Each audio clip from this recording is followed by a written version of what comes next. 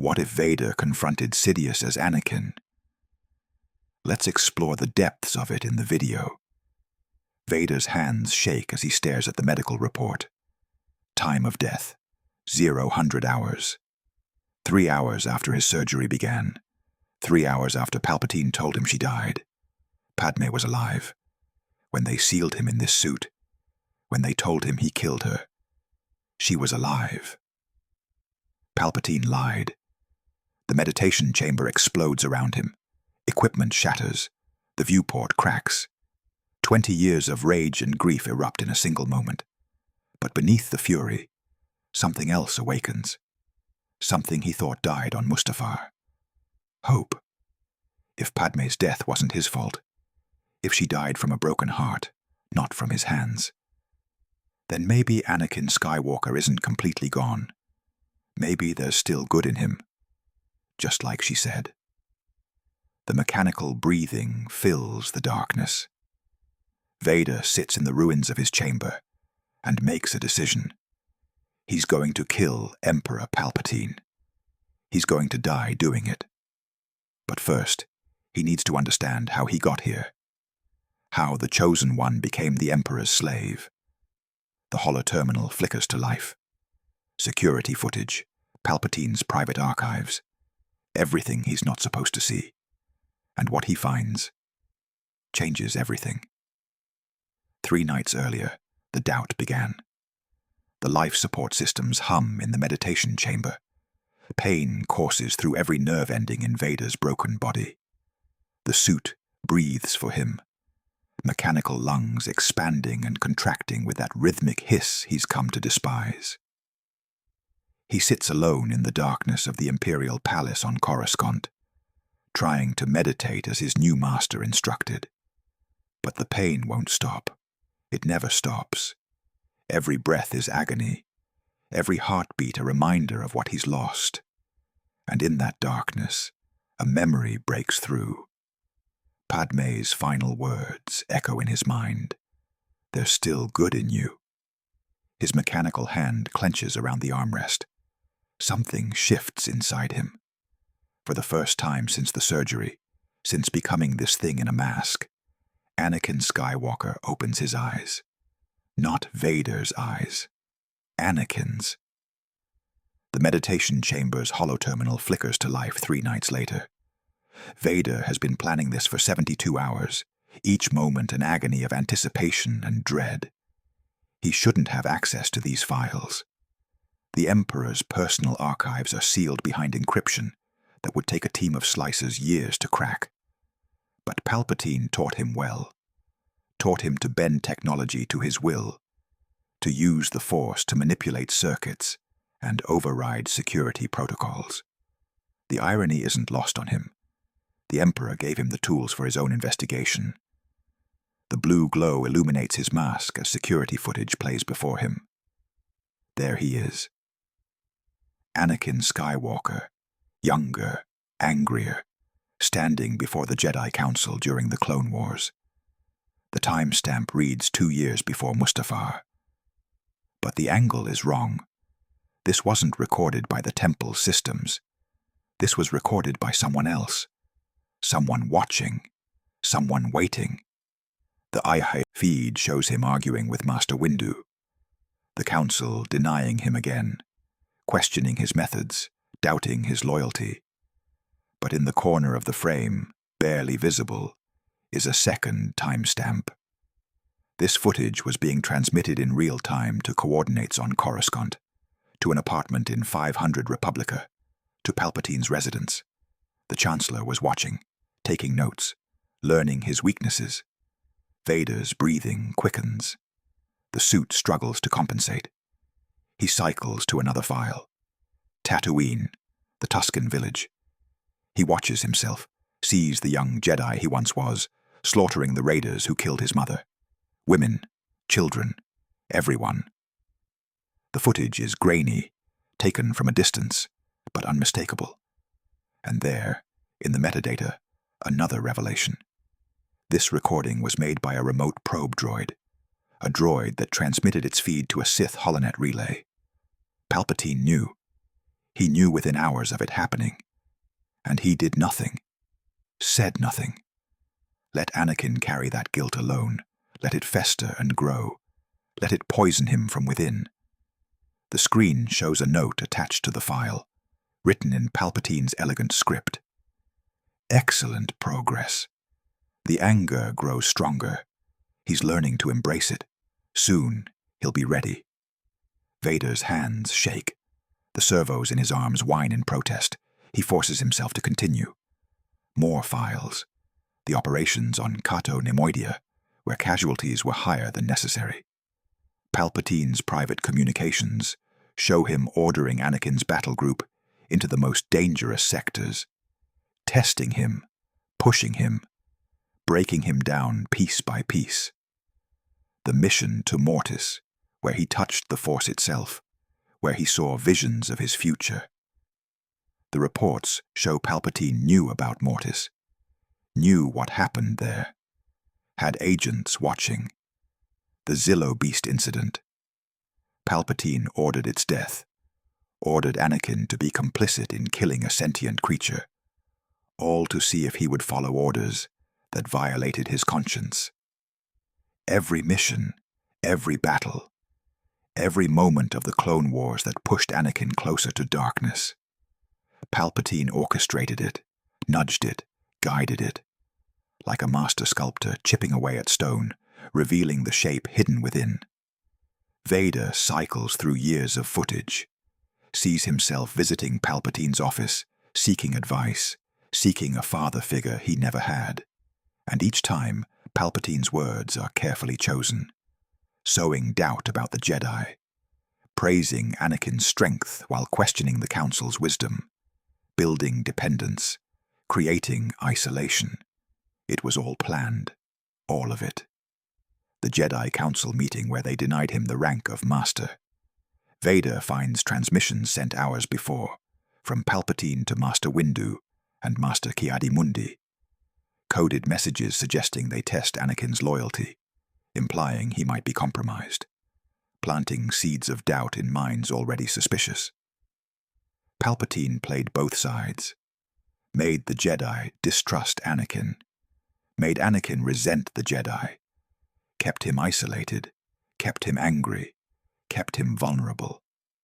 The Io rage builds like a furnace inside Vader's chest. The suit's cooling systems engage, trying to lower his core temperature. It's not enough. Communications between Palpatine and Count Dooku. The Clone Wars were orchestrated from both ends. Every battle, every campaign, every strategic decision made to prolong the conflict, to give Palpatine emergency powers, to make the Republic dependent on his leadership, to position him as the indispensable man. Vader reads casualty reports, sees billions dead, and realizes every single one of them died to feed Palpatine's ambition. The Jedi were pawns. The clones were pawns. The Republic was a pawn, and Anakin Skywalker was the prize. He finds records of Force-sensitive children identified by the Jedi, then quietly disappeared. Some were taken by Palpatine's agents, corrupted, turned into inquisitors or experiments. Others were simply killed, eliminated to prevent them from ever opposing the Sith. Vader sees a list of names, dozens of children who could have been Jedi, should have been Jedi, dead because Palpatine couldn't risk them. The list includes a Togruta child from Shili.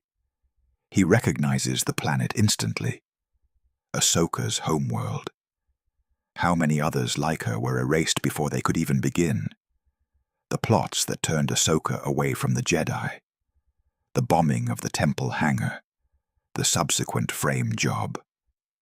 Vader finds Palpatine's communications with Admiral Tarkin, with members of the Jedi Council, subtly influencing their decisions, making sure Ahsoka felt betrayed, making sure she left the Order, removing one of Anakin's anchors.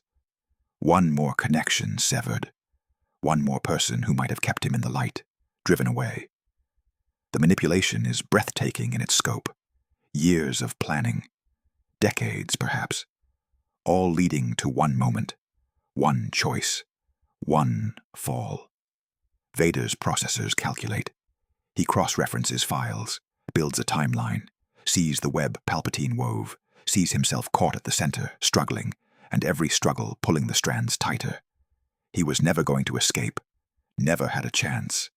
Palpatine made sure of it, removed every support, isolated him from every friend, exploited every fear, fed every doubt. The Jedi never trusted him because Palpatine made sure they wouldn't. Padme grew distant because the war, Palpatine's war, consumed all his time and attention. Obi-Wan couldn't understand him because Palpatine kept putting them in conflict. Ahsoka left because Palpatine orchestrated her departure. Every domino carefully placed, every piece moved into position. And when the time came, when Palpatine finally revealed himself as a Sith Lord, Anakin had no one left to turn to. No one but Palpatine. The night Palpatine told him the tragedy of Darth Plagueis the Wise. Vader reviews the security footage from the Opera House, watches Palpatine plant the seeds, power to save Padme, power to cheat death, power the Jedi would never teach, and Anakin, desperate and afraid, took the bait. But there's another file, a medical file. Padme's health records from her private physician on Naboo, records showing she was in perfect health throughout her pregnancy.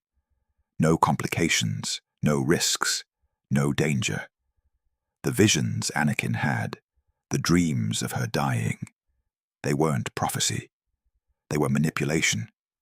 Palpatine sent them through the Force, planted nightmares in Anakin's sleeping mind, created a crisis that didn't exist, all to have one more tool, one more lever to pull. Vader stands abruptly. The chair crashes behind him. His breathing is ragged, no longer supported properly by the damaged respirator.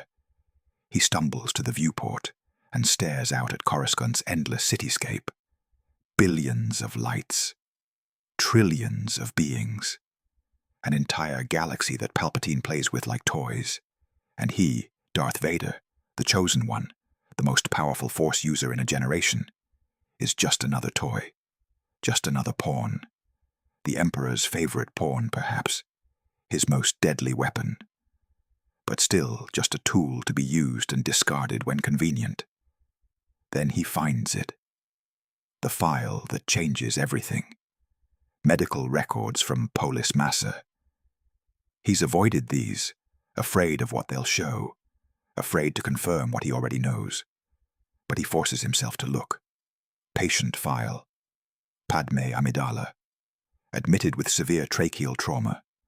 Patient stabilized. Caesarean section performed. 2 healthy infants delivered. Time of delivery, 2100 hours. Patient conscious. Patient stable. Patient asking for Anakin Skywalker. Then, 3 hours later, patient experiencing cardiac arrest. Cause of death, loss of will to live. Psychological trauma. Time of death, 0 hours. Vader's optical sensors blur, moisture, tears, trying to form in eyes that no longer produce them. His hands tremble as he checks the timestamps again, and again, and again. The surgery that put him in this suit began at 2200 hours. The Emperor told him Padme died at 2100 hours, told him she died in his anger, told him he killed her with his own hands. But the records show different. She was alive when they started cutting into him, alive when they were sealing him in this metal coffin, alive for 3 more hours. 3 hours where she could have been saved. 3 hours where, if someone had told her Anakin was alive, that he was being treated, she might have held on. She died of a broken heart, yes, but she died thinking he was dead, died thinking he hated her, died without knowing he loved her until his last breath. Palpatine lied. The meditation chamber explodes. Equipment flies across the room as the Force erupts from Vader, in a wave of pure anguish and fury. The viewport cracks, spiderwebbing across 20 meters of transparasteel. Durasteel wall panels bend and buckle. The door compresses like paper. Servo droids spark and shatter. The holoterminal explodes in a shower of circuits and flame. Vader's roar echoes through the Force itself, a primal scream of rage and grief that ripples across Coruscant. Sensitive beings jolt awake, feeling the disturbance. Jedi in hiding clutch their heads. Inquisitors look up from their hunts, feeling the rage of their superior. And in his throne room, far above, Emperor Palpatine smiles. Good, he thinks. Let the hate flow. Let it make him stronger. But beneath the rage, something else stirs. Something Vader thought had died on Mustafar, been cremated in the flames and buried in molten rock. Hope. The tiny, fragile, desperate hope that maybe, just maybe, Anakin Skywalker isn't completely gone. If Padme's death wasn't his fault, if she died from a broken heart, caused by Palpatine's lies, and not from Anakin's hands, then maybe he's not beyond saving. Maybe there's still a path back. Maybe Padme was right. There's still good in me. The thought terrifies him more than anything Palpatine ever did. Because if there's good, then there's responsibility. Then there's guilt. Then there's the weight of every terrible thing he's done since Mustafar. The Jedi he hunted. The rebels he killed. The innocents who died by his hand. If he's irredeemable, if he's pure evil, then none of it matters. He's just a monster doing what monsters do. But if there's still good, then every death is a choice. Every cruelty is his fault, and the weight of that is crushing. Vader sits in the ruins of his chamber, cape draped over his shoulders, and begins to plan. Emergency repair crews will arrive soon, drawn by the disturbance. He needs to compose himself, needs to seem like Lord Vader, the Emperor's enforcer, not Anakin Skywalker, the broken man questioning everything. He rebuilds his mental walls, locks the emotions away, becomes the mask once more. But inside, behind the expressionless faceplate, Anakin is awake. And Anakin is thinking. He knows Palpatine, knows how the Sith Lord operates, how he thinks, how he anticipates betrayal, how he's always 3 steps ahead. Every Sith Lord kills their master eventually. That's the rule of 2. Palpatine expects Vader to try. Probably looks forward to it. The test, the challenge, the opportunity to crush his apprentice and prove his superiority. Vader gets one chance at this, one opportunity to strike before Palpatine realizes what's happening. He can't do it alone. The thought is bitter, acid in his throat. Anakin Skywalker never needed help, always rushed in, always trusted in his power and his instincts and his connection to the Force. But Vader isn't Anakin anymore. Not fully. He's something in between, something broken that needs to become whole again. He's powerful, yes, perhaps the most powerful Force user alive. But Palpatine is ancient, cunning, and has contingencies for everything. Vader needs allies. But who would trust Darth Vader? The answer comes to him over days of meditation. Not Jedi. They'd try to redeem him or kill him, and he doesn't have time for either. Not Imperial officers. They're too loyal to Palpatine, too afraid of the Emperor's power. Not bounty, hunters, or criminals. They can't be trusted and wouldn't understand the stakes. No. He needs someone who hates Palpatine as much as he does.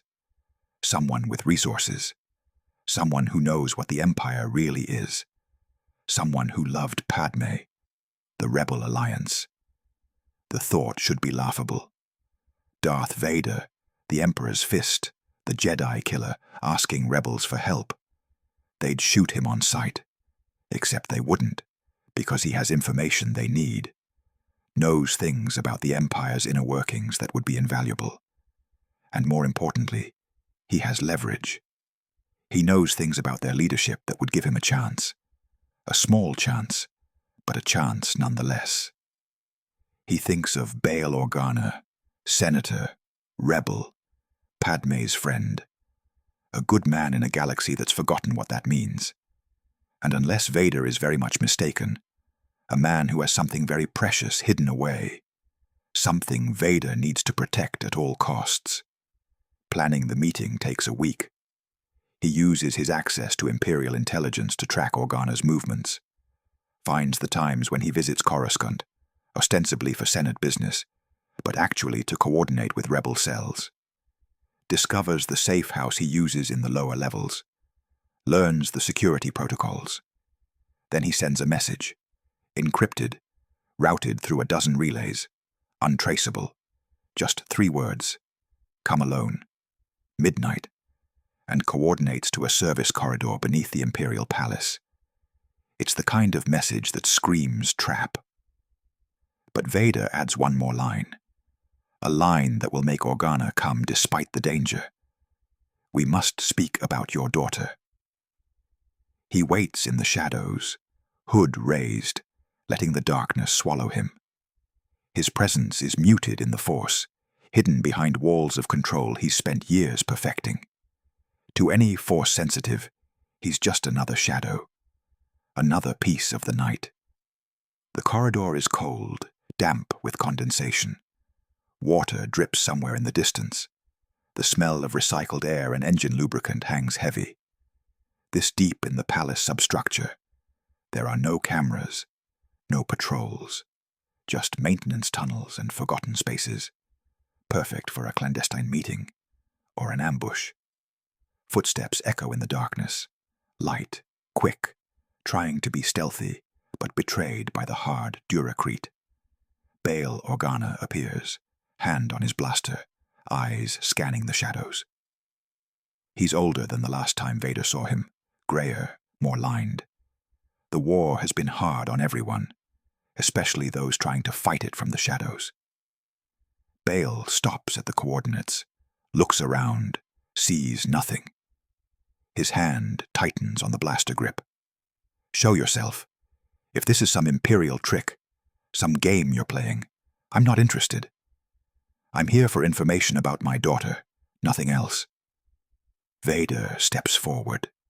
The mechanical breathing fills the corridor, echoing off metal walls. Bail's face goes white. You. His voice is barely a whisper. His blaster comes up, hand shaking.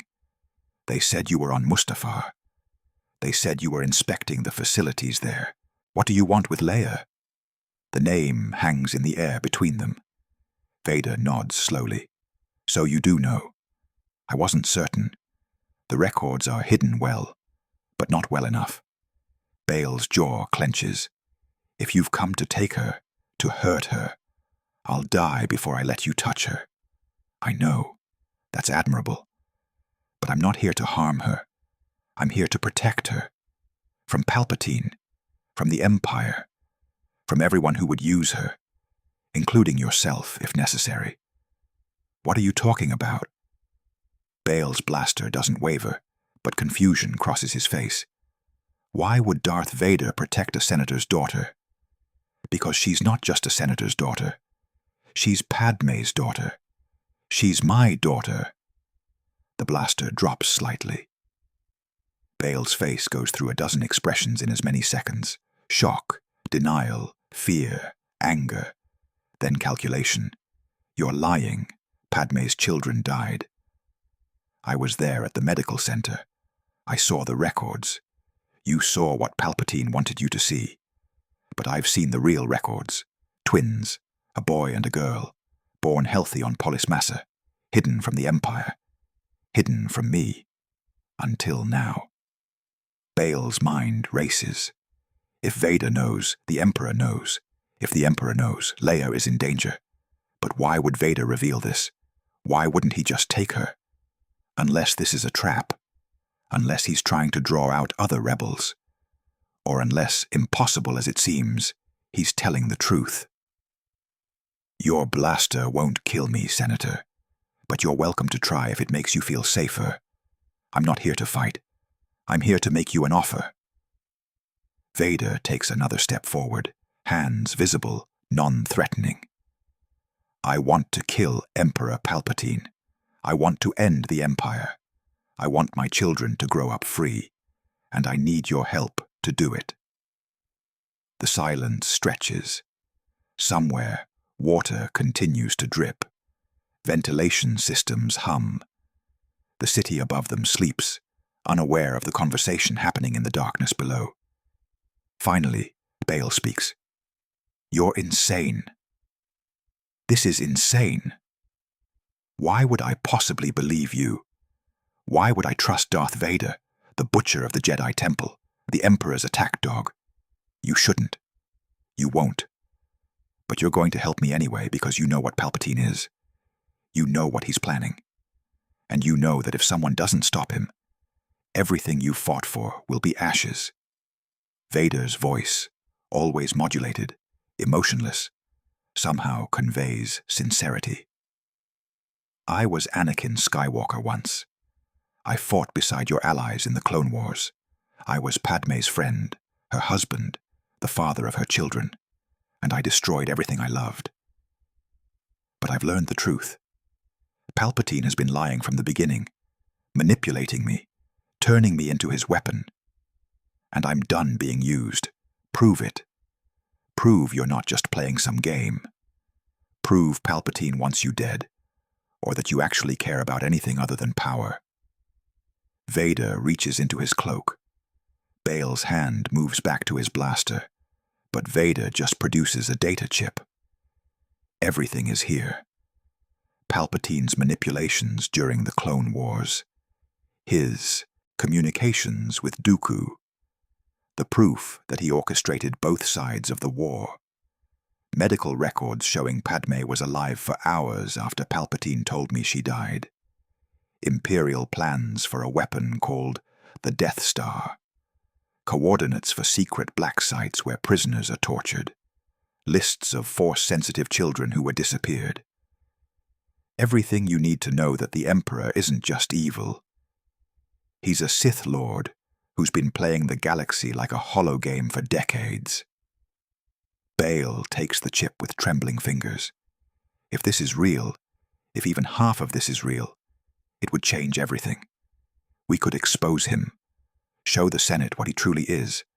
That won't work. Vader's voice is flat. The Senate is toothless. Palpatine controls the military, controls the courts, controls everything that matters. Exposure would just make him accelerate his plans. No, there's only one way to stop him. He has to die. And you want me to help you kill the Emperor. What happens after? What's to stop you from just taking his place, becoming the new tyrant? Nothing. Vader's honesty is brutal. You'll have to trust that I'm already dying. The suit keeps me alive, but barely. Every day is agony. Every breath is pain. I don't want power. I don't want an empire. I want Palpatine dead. I want my children safe. And then I want to fade away. That's all I have left.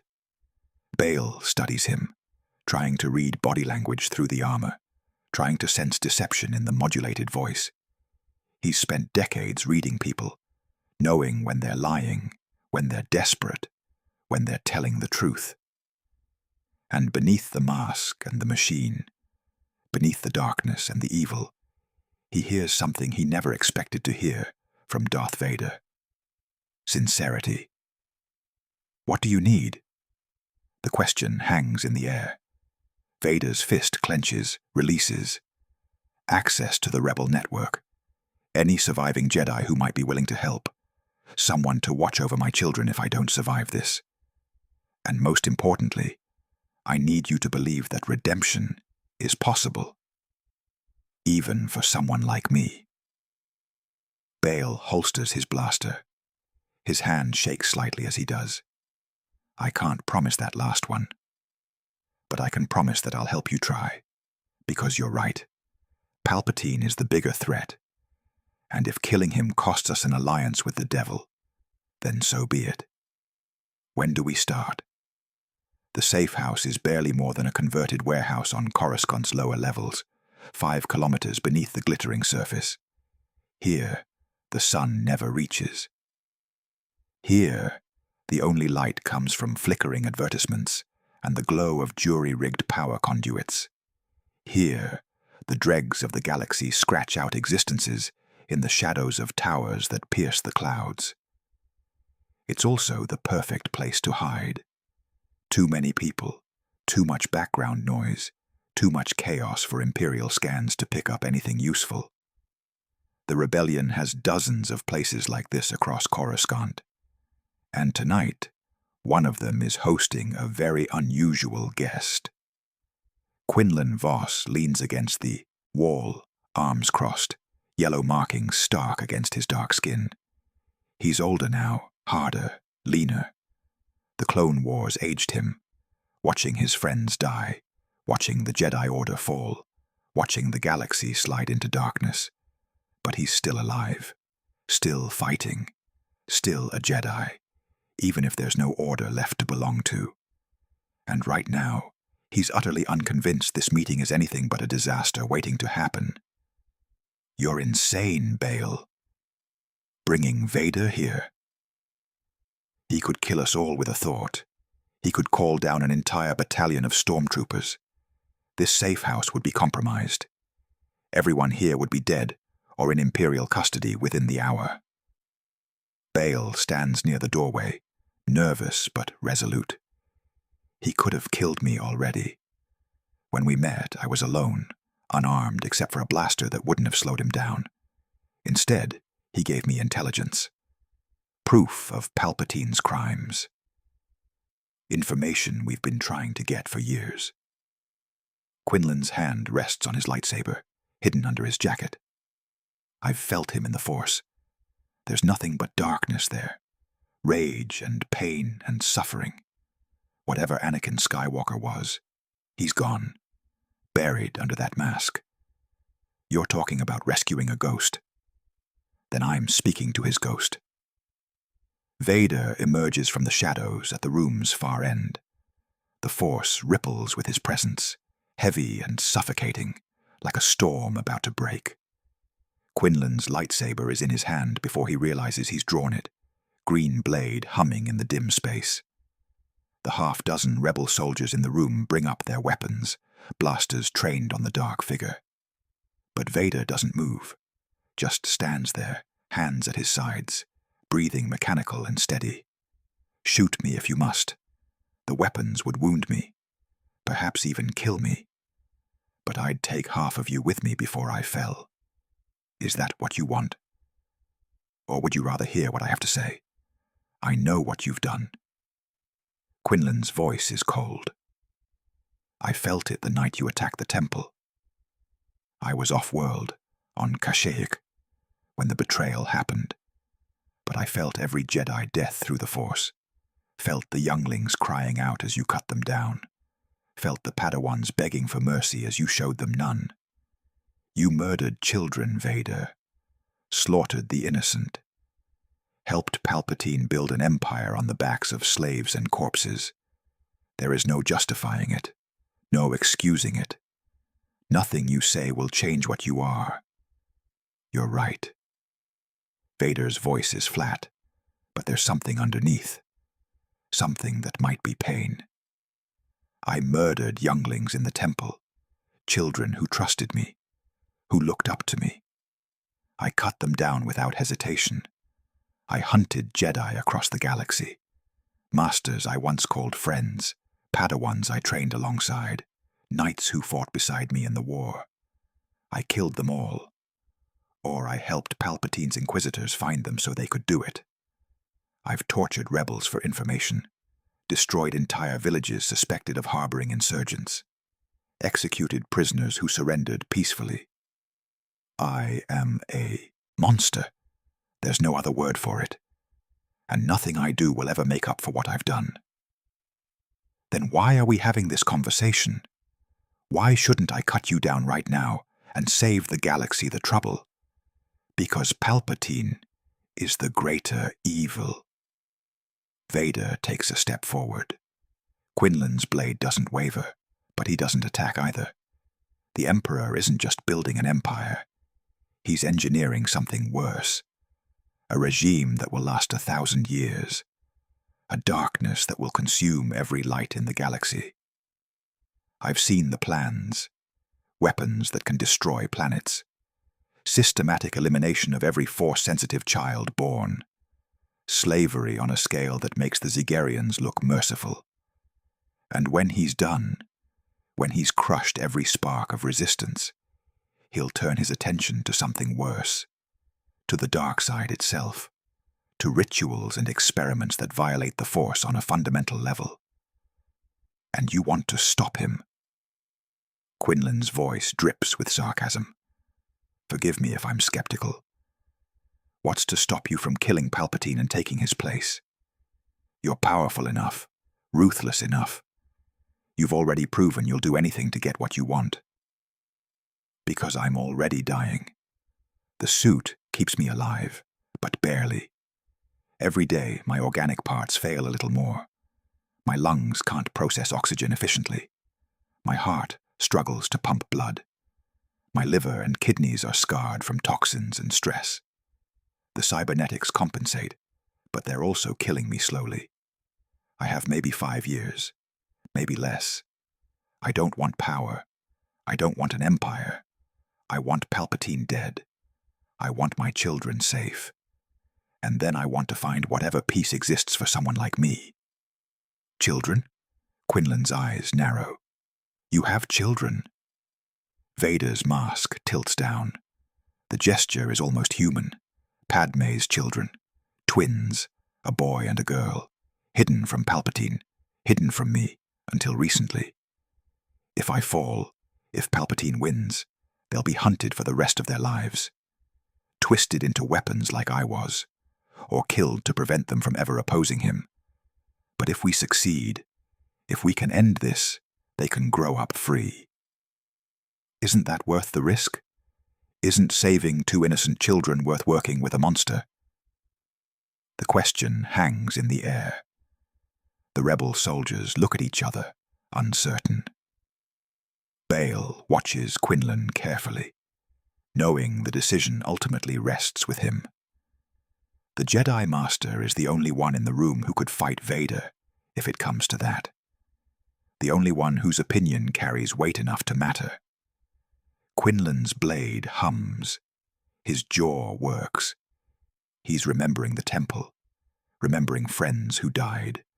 But he's also remembering something else, something Qui-Gon used to say. In the darkest places, the smallest light shines brightest. No one is beyond saving, until they choose to be. Anakin Skywalker chose darkness.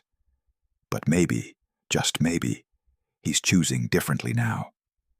The lightsaber deactivates. I'm not doing this for you.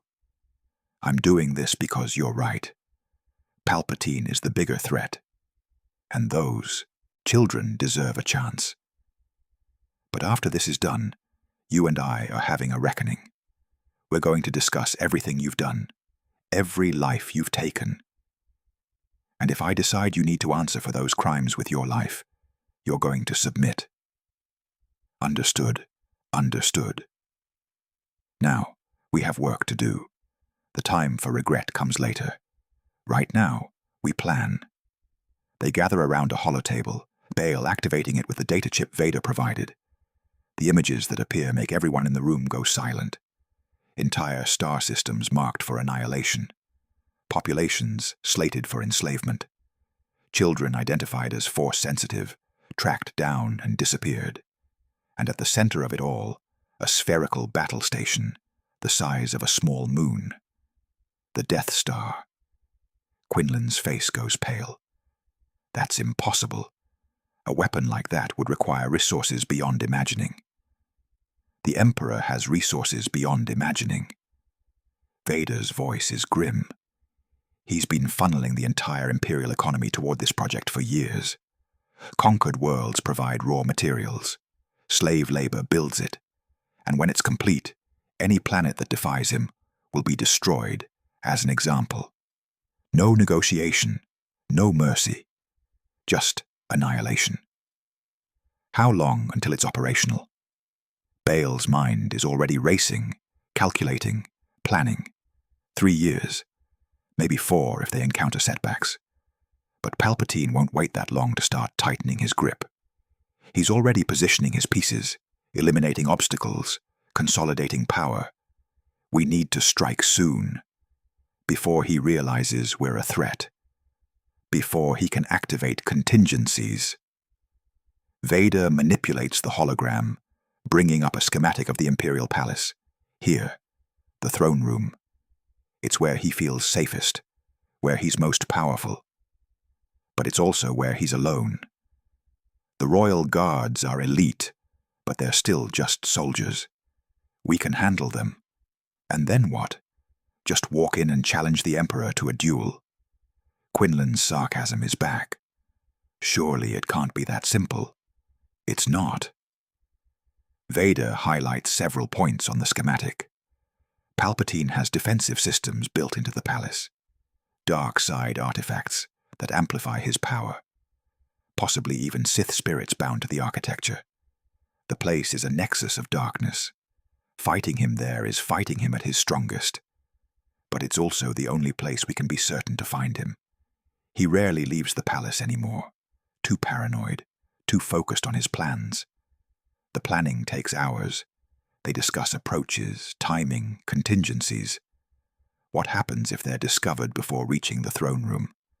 What happens if Imperial reinforcements arrive during the fight? What happens if Palpatine has additional apprentices or Sith assassins hidden away? What happens if Vader is killed? What happens if they succeed? Every variable, every possibility, examined and planned for. Bael provides intelligence on Imperial protocols, guard rotations, senatorial schedules. Quinlan offers insight into force techniques that might counter Sith powers. Vader shares everything he knows about Palpatine's abilities, his fighting style, his preferred tactics. We're going to die, aren't we?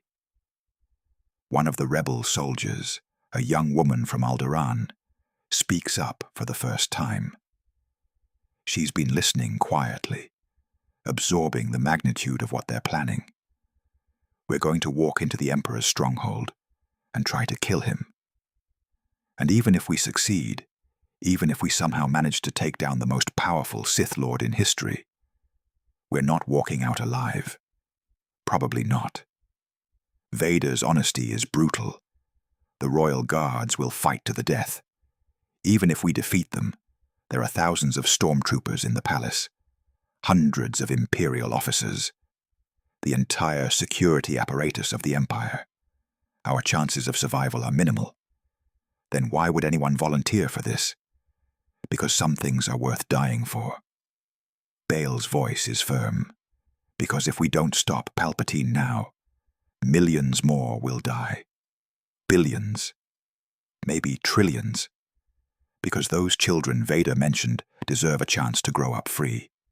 Because the galaxy deserves better than an eternity of darkness. I'm not going to order anyone to come. This is a volunteer mission, but I'm going, and I hope some of you will join me. The room is silent. Then, one by one, hands go up. The young woman from Alderaan, a grizzled veteran from Corellia, a Duros pilot who flew with the Republic, a Bothan intelligence officer, 8 people in total, willing to die for a chance at freedom. Vader looks at them, these ordinary people about to attempt the impossible, and feels something he hasn't felt in years. Respect. They have a week to prepare. Bael uses his senatorial access to gather intelligence on palace security. Quinlan meditates, preparing his mind and spirit for the confrontation ahead. The rebel soldiers train, practice their approach, memorize the palace layout. And Vader visits places he thought he'd never see again. He returns to the Jedi Temple, or what's left of it. The building has been converted into the Imperial Palace's East Wing, archives destroyed, meditation chambers turned into offices for bureaucrats. But the bones remain. The structure that housed 10,000 years of Jedi history still stands, desecrated but not destroyed. Vader walks through corridors that Anakin once ran through as a Padawan, and the ghosts are overwhelming. Here's where Master Yoda held lessons for the younglings. Here's where Anakin first ignited his lightsaber as a Padawan. Here's the quarters he shared with Obi-Wan during his early training. Here's the room where he and Padme met secretly during the Clone Wars. Stolen moments in a war that consumed everything. Every step is a memory. Every doorway a ghost. And in the center of it all, the meditation spire where he led the attack, where he killed his friends, where he slaughtered children who begged him to stop. The bloodstains are gone, scrubbed clean by droids. But Vader can still see them, can still hear the screams, can still feel the dark side singing in his blood as he cut down everyone who stood in his way. He kneels in that room, alone, and speaks to ghosts. I'm sorry. The words are pathetic, inadequate, meaningless, but they're all he has. I'm sorry I failed you. I'm sorry I chose power over principles. I'm sorry I became the thing we swore to destroy. I can't undo what I did, can't bring you back, can't make it right. But I can make sure Palpatine doesn't hurt anyone else. I can give the next generation a chance. It's not redemption. I don't deserve redemption. But maybe it's enough to be a shield, to take a blow meant for someone else, to die so that others can live. That's all I have left to give. The Force doesn't answer. The ghosts remain silent. But Vader feels something, just for a moment. A presence he hasn't felt since before Mustafar. Warm, gentle, sad but not angry. He turns, expecting to see nothing, but there's a shimmer in the air, the faintest outline of a figure he knows as well as his own heartbeat. Padme. She doesn't speak, can't speak. She's not a Force ghost, not really. Just an echo, a memory the Force preserved in this place of tragedy. But her expression says everything. Disappointment, grief, and underneath it all, hope.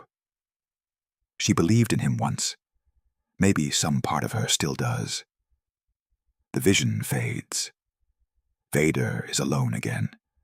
But for the first time since Mustafar, he feels like Anakin Skywalker isn't completely dead. Buried, broken, barely breathing, but alive, and trying to claw his way back to the light. The night of the assault, Vader stands in his meditation chamber one last time. He's modified his armor, reinforced the systems, prepared for what's coming. The suit that keeps him alive will also be his weapon. Every circuit, every power cell, every backup system pushed to the maximum. He's going to burn it out in the fight. Burn himself out. And he's at peace with that. This isn't about survival. It's about making one choice that matters.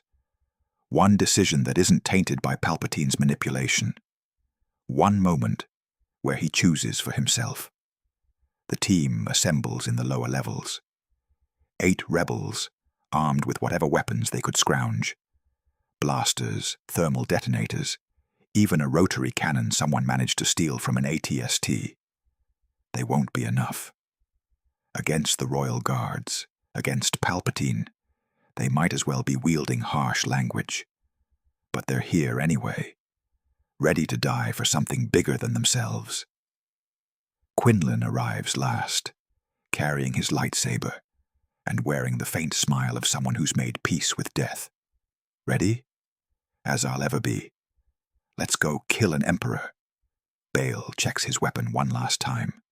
His hands are steady. His jaw is set. If we don't make it, tell my family I love them. Tell Leia she was the light of my life. Tell her to be strong, to be brave, to never stop fighting for what's right. I'll tell her myself. Vader's voice cuts through the moment. Because we're all walking out of this alive. That's an order. Quinlan snorts. Since when do you give me orders? Since you agreed to follow me into hell. Now move. We have an emperor to kill. They move through the palace substructure, using maintenance corridors and service tunnels.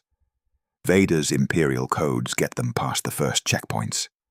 His presence in the Force, cloaked and hidden, keeps them undetected by patrols. They ascend slowly, level by level, getting closer to the throne room with each step. Twice they encounter stormtrooper patrols. Both times, Vader uses the Force to confuse them, cloud their minds, send them walking in the wrong direction. The third time, a patrol captain sees through the deception. He raises his comlink to call in reinforcements. Quinlan's lightsaber flashes. The captain falls. The 6 stormtroopers with him don't even have time to fire before the rebels cut them down. They hide the bodies in a storage closet. It buys them minutes. Maybe an hour if they're lucky. But eventually, someone will find the corpses. Will realize there's an intruder. Will lock down the palace. They need to move faster. The throne room sub-level access is guarded by 4 royal guards. The red-armored elite stand motionless, force pikes at rest, visors reflecting nothing. They're legendary warriors, trained from birth to protect the Emperor, each one worth a dozen soldiers. And there are hundreds more throughout the palace. But these 4 are the only thing between the team and their target. Vader steps forward. The breathing gives him away. All 4 guards turn, recognizing him instantly. Lord Vader. One speaks, voice filtered and emotionless. You should not be here. The Emperor is not expecting you. I have urgent business with the Emperor. It cannot wait. The guard doesn't move. Then you will wait for an appointment like everyone else. Even Lord Vader does not have unrestricted access to his Imperial Majesty. Vader's hand moves. The Force crushes the guard's throat before he finishes the sentence. The other 3 react instantly, Force pikes coming up, but Quinlan is already moving. His lightsaber intercepts one pike, the blade shorting out the energy field. Vader grabs another guard with the Force and throws him into the wall hard enough to dent the armor. The rebels open fire, blaster bolts stitching the remaining guard. He falls in a smoking heap. Alarms blare. The palace wakes up. Reinforcements will arrive within minutes. Vader slices through the door controls. The massive Durasteel panels grind open, revealing the throne room beyond. It's a cathedral of darkness. Obsidian pillars support vaulted ceilings 50 meters high. The floor is polished black stone, reflecting like dark water. And at the far end, atop a stepped dais, sits the throne. And in that throne, hands steepled, yellow eyes gleaming, sits Emperor Palpatine. He's smiling. He's been waiting. Lord Vader. The Emperor's voice echoes across the vast chamber. You requested an audience. I trust you bring good news about the Jedi survivors you were tracking. Vader approaches. Each footstep echoes like a death knell. Behind him, Quinlan and the rebels spread out, weapons ready. The royal guards, a dozen of them stationed around the throne, tense, but don't move. Not yet. Palpatine gestures lazily. And I see you've brought guests. How thoughtful. Though I must say the company you keep has declined significantly. A failed Jedi, a traitor senator, and assorted rebel scum. What exactly are you planning here? I have something to confess, my master. Vader stops at the base of the dais. His hand moves to his lightsaber. The royal guards shift. Palpatine leans forward slightly, actually curious. Oh? And what might that be? My name is Anakin Skywalker, and I'm going to kill you. The lightsaber ignites. The red blade bathes the throne room in crimson light. For a moment, Just a heartbeat. Surprise flickers across Palpatine's face. Then he laughs. Deep. Genuine. A laugh that echoes through the Force itself and makes the temperature drop 10 degrees. Oh, my boy. I've been waiting for this moment. Did you really think I didn't know? Did you think I couldn't feel your anger, your doubt, your pathetic hope growing in the darkness? I've known since the moment you started questioning, since you found my files, since you contacted the rebels. I let it happen. I wanted it to happen. Because now, I get to break you all over again. Show you that hope is a lie. That love is weakness.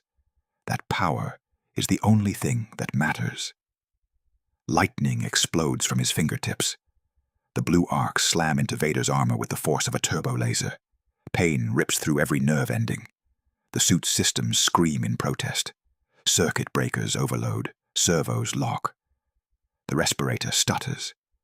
But Vader doesn't fall. He planted his feet, reinforced his armor, prepared for this exact attack.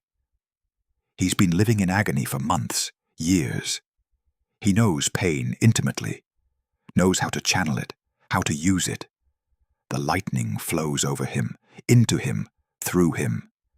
And he takes it, takes every volt, every joule, absorbs it into the suit's power cells, lets it feed him.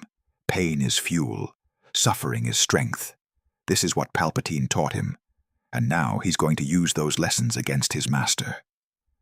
Vader advances through the lightning, step by step, the suit sparking, smoke rising from joints, but moving forward, always forward.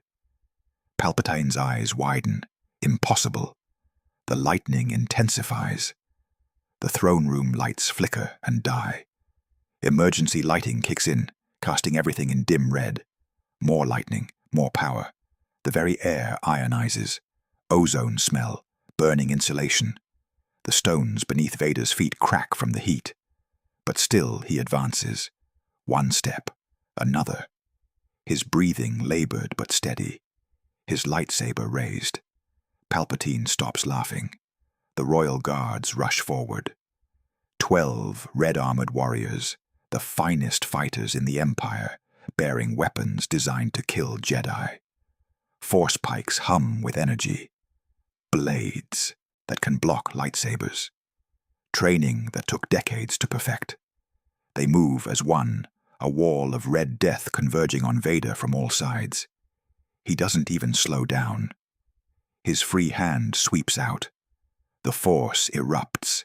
6 guards fly backward, slamming into pillars hard enough to crack stone. The remaining 6 adjust, split up, try to flank him. One reaches him first. The pike thrusts for Vader's chest. Vader's lightsaber moves. The pike's blade melts. The guard's armor splits from shoulder to hip. He falls. The second attacks from behind. Vader spins. His cape whirls. The movement is too fast to track. The guard's head separates from his body. 2 more rush him simultaneously. High and low attacks, coordinated, precise. Vader leaps straight up. The Force carries him 10 meters into the air. The guards collide with each other, stumbling. Vader lands behind them. His blade sweeps horizontally. Both fall in pieces. The remaining 8 guards, seeing their elite training mean nothing, hesitate. Fatal mistake. Vader doesn't. His lightsaber becomes a blur. Red light streaking through darkness. One guard parries, dies. Another blocks, dies. A third tries to retreat, dies. The others break, scatter, try to form a defensive line around the Emperor. Vader walks through them like they're not there. Every strike is economical, efficient, brutal. No wasted motion, no mercy. They're protecting the man who destroyed the galaxy. They made their choice. This is the consequence. The last guard falls. Vader stands alone at the base of the dais, surrounded by bodies, wreathed in smoke from his overheating armor. Behind him, Quinlan engages the reinforcements pouring in from side entrances. The rebels form a firing line, blaster bolts keeping stormtroopers at bay. But the throne room is massive. Too many entry points. Too many enemies. They're being overwhelmed. It doesn't matter. All that matters is Palpatine. Vader climbs the steps, each one an effort. His systems are failing. Damage from the lightning, strain from the combat. But he keeps moving, has to keep moving. One more step, one more. Palpatine rises from his throne. His face, normally concealed in shadows, is fully visible now. Old, withered, pale as death. Yellow eyes burning with hate. Impressive. Palpatine's voice is cold silk. You've grown stronger, Lord Vader. Stronger than I anticipated. But strength without wisdom is meaningless. You think you can defeat me? I am the culmination of 1,000 years of Sith knowledge. I am the shadow that's lurked in the Senate for decades. I am the architect of the Clone Wars. I am the emperor of the known galaxy. I am the master of the dark side itself. And you? You're just a broken slave in a suit. A failed Jedi who murdered his wife and now plays at redemption. Pathetic. He raises both hands. The lightning comes again. But this time, it's different. Darker, more focused, purer. The blue arcs shift to purple, then to black. Dark side lightning, raw and undiluted. It doesn't just hit Vader. It seeps into him, into every circuit, every wire, every cybernetic component. The suit begins to fail catastrophically. Cooling systems shut down. Life support falters. Artificial organs start to die. Vader feels his organic parts failing, lungs struggling, heart racing, blood pressure dropping. He drops to one knee, then both. The lightsaber falls from his grip, deactivating as it hits the stone. This is it. This is how he dies. Palpatine walks down the steps slowly, savoring every moment. You see now, don't you? You are nothing without me. I made you. I gave you purpose, gave you power, gave you a reason to exist after you lost everything. And you repay me with betrayal. After everything I've taught you, after every accommodation I made for your weakness. I even let you live after you failed on Mustafar. Let you become Vader despite your limitations. And this is my thanks. He stands over Vader, lightning still pouring from his hands, and raises them for the killing blow. Goodbye, Lord Vader. You were useful, but ultimately, disappointingly weak, just like your pathetic Jedi teachings. The lightning stops, not because Palpatine stopped, because something blocked it. A green blade, humming in the darkness, catches the black lightning and holds it. Quinlan Vos stands between Vader and the Emperor, his lightsaber straining against the dark side energy, his face twisted with effort, but his eyes defiant. You talk too much. The Jedi Master grits his teeth, and you always underestimate people. That's going to get you killed. Behind him, through the throne room entrances, Bael's rebel force pours in. Not just the 8 who came with them, more, dozens more. Cells activated across Coruscant. Sympathetic Imperial officers who knew the truth. Ex-Jedi who'd been hiding. Ordinary people who'd had enough. They engage the stormtroopers flooding into the chamber. The throne room becomes a battlefield. Palpatine snarls. Fools. All of you. You think numbers matter? You think I'm threatened by rabble? He redirects the lightning toward Quinlan. The Jedi flies backward, slamming into a pillar hard enough to crack it. The Emperor's gaze sweeps across the throne room. With a gesture, he pulls down a support column. Tons of stone and metal crash into the rebel lines. Screams, chaos. Palpatine feeds on it, grows stronger. The dark side nexus built into the palace architecture activates. Shadows lengthen. Whispers fill the air. Sith spirits, bound to this place centuries ago, rise at their master's call. But the distraction gives Vader time. Time to recover. Time to think. Time to do something he hasn't done in years. He reaches for the light. The suit's life support is failing. His cybernetics are dying. Without them, he can't breathe, can't survive. The dark side has kept him alive, channeling his pain and hate into strength. But the light side requires something else.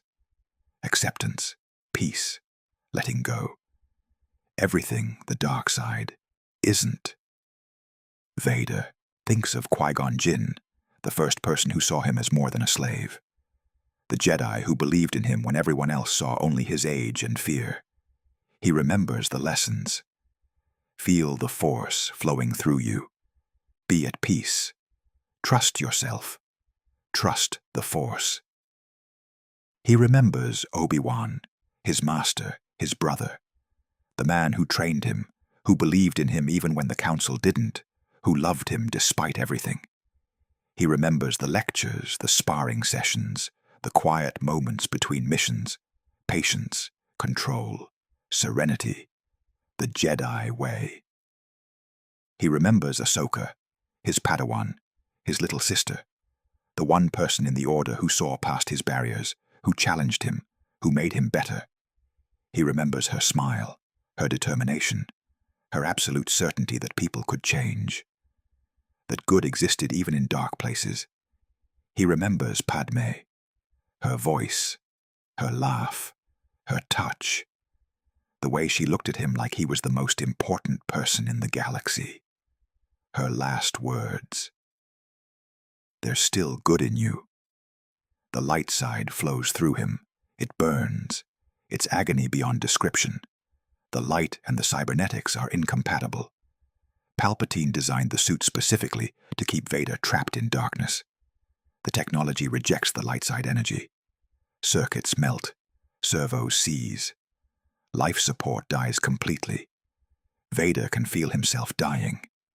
Really dying. Not the slow death of the suit, keeping him barely alive, but true death. Organic failure, system shut down. But he doesn't care. He embraces it, welcomes it, because with the light comes clarity. With the light comes strength. With the light comes something he hasn't felt since before Mustafar. Peace. The Force erupts from him in a shockwave. Pure, balanced, light and dark woven together in perfect harmony. The Sith spirits scream and dissipate. The dark side nexus cracks. The throne room trembles. Palpatine is thrown back, his lightning dissipating, his yellow eyes widening in shock and disbelief. Vader stands. The suit is a smoking ruin. Half the systems are dead. He shouldn't be able to stand, shouldn't be able to breathe. But the Force sustains him now. The light side fills his lungs with air, strengthens his damaged heart, keeps his blood flowing. It won't last, can't last. His organic parts are too damaged, but it will last long enough. What is this? Palpatine's voice cracks. What have you done? You can't wield the light. You are Vader. You are darkness. You are mine. No. The voice that answers isn't Vader's mechanical monotone. It's Anakin's, strained, damaged, but human. I'm not yours. I never was. You manipulated me, broke me, twisted me into a weapon, but I'm still here.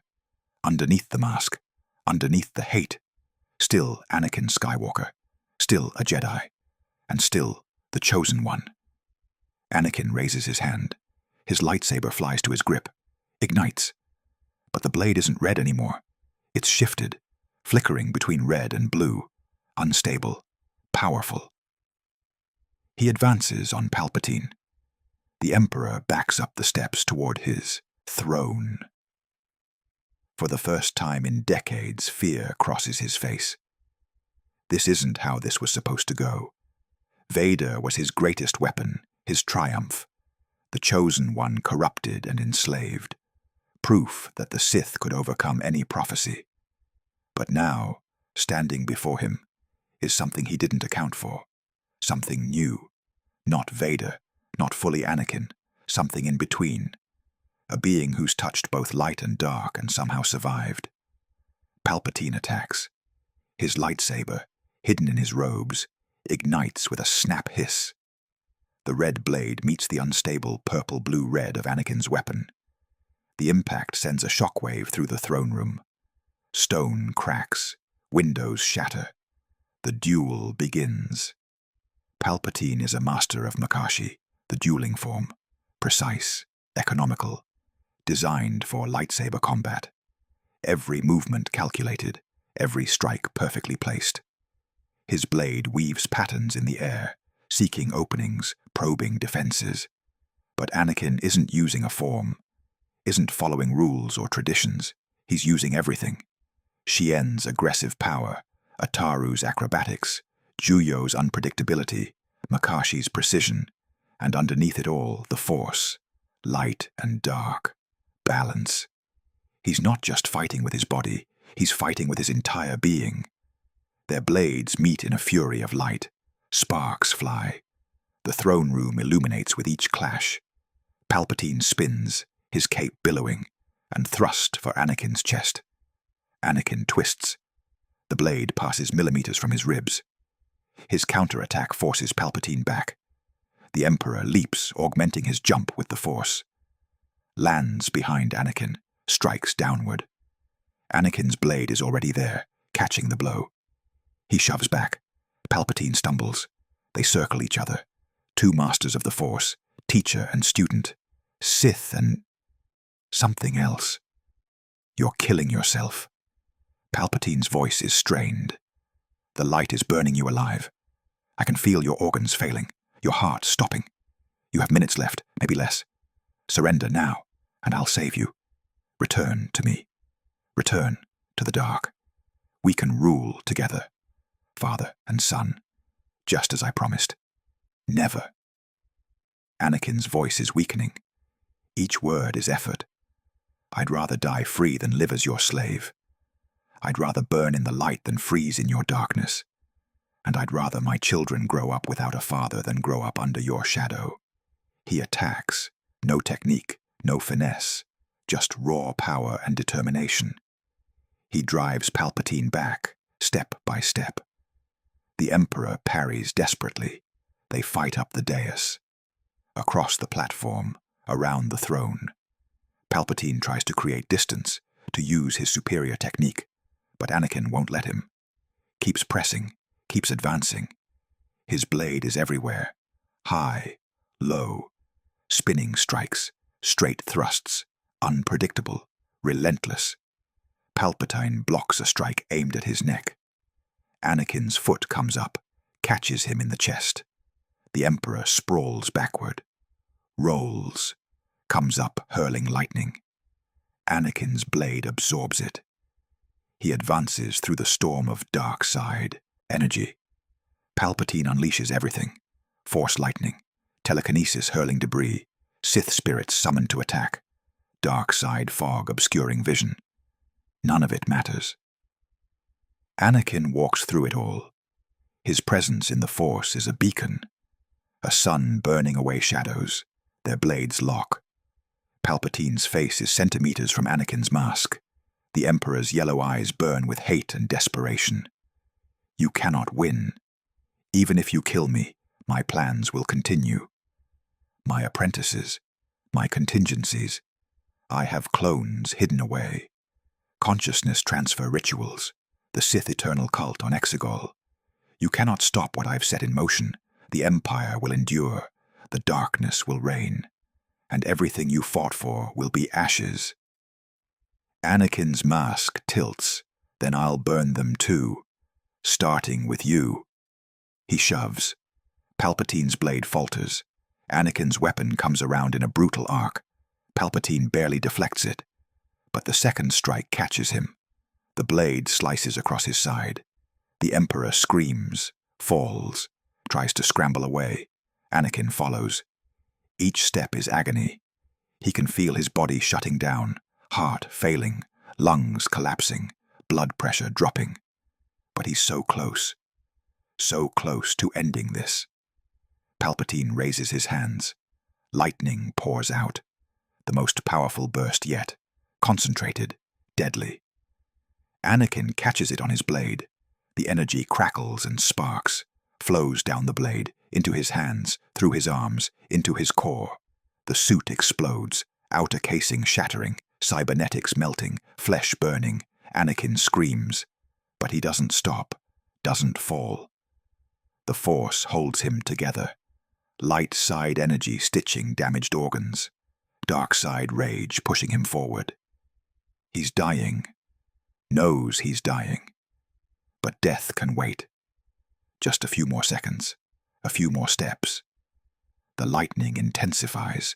Palpatine is pouring everything he has into the attack. Decades of accumulated dark side power. The rage of 1,000 years of Sith. The hatred of a being who spent his entire life manipulating and destroying. It should be enough. Should be overwhelming. Should reduce Anakin to ash. But it's not. Because Anakin isn't alone. In the Force, he feels them. Qui-Gon. Obi-Wan, still alive somewhere, lending strength. Ahsoka, far away, feeling the battle and reaching out. Padme's echo surrounding him like a warm embrace. Even the Jedi he killed, the younglings, the innocents, they're there. Not forgiving him, not absolving him, but acknowledging him, seeing him fight for the light, finally, and choosing to help. The Force flows through him, not light, not dark, both, balanced, perfect. Anakin raises his free hand. His own lightning erupts to meet Palpatine's. But it's different, purple tinged with blue. Light and dark woven together. The two forces collide. The impact is cataclysmic. The throne room shatters. Windows explode outward. Pillars crack and fall. The floor buckles. Both combatants are wreathed in lightning, a maelstrom of raw force power that lights up Coruscant's night sky.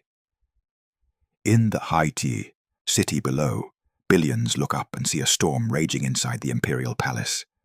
The duel of the century. The battle that will decide the fate of the galaxy. And slowly, inch by inch, Anakin's lightning pushes forward. Overcomes Palpatine's. Forces it back. The Emperor's eyes widen in disbelief. No, this is impossible. You're nothing. A failed Jedi. A broken slave. You cannot defeat me. I am the Senate. I am the Empire. I am the Sith. Anakin takes a step forward. His lightning intensifies. And I am the chosen one. The words hit Palpatine like a physical blow. The prophecy. The prophecy he spent decades trying to corrupt, trying to control, trying to pervert.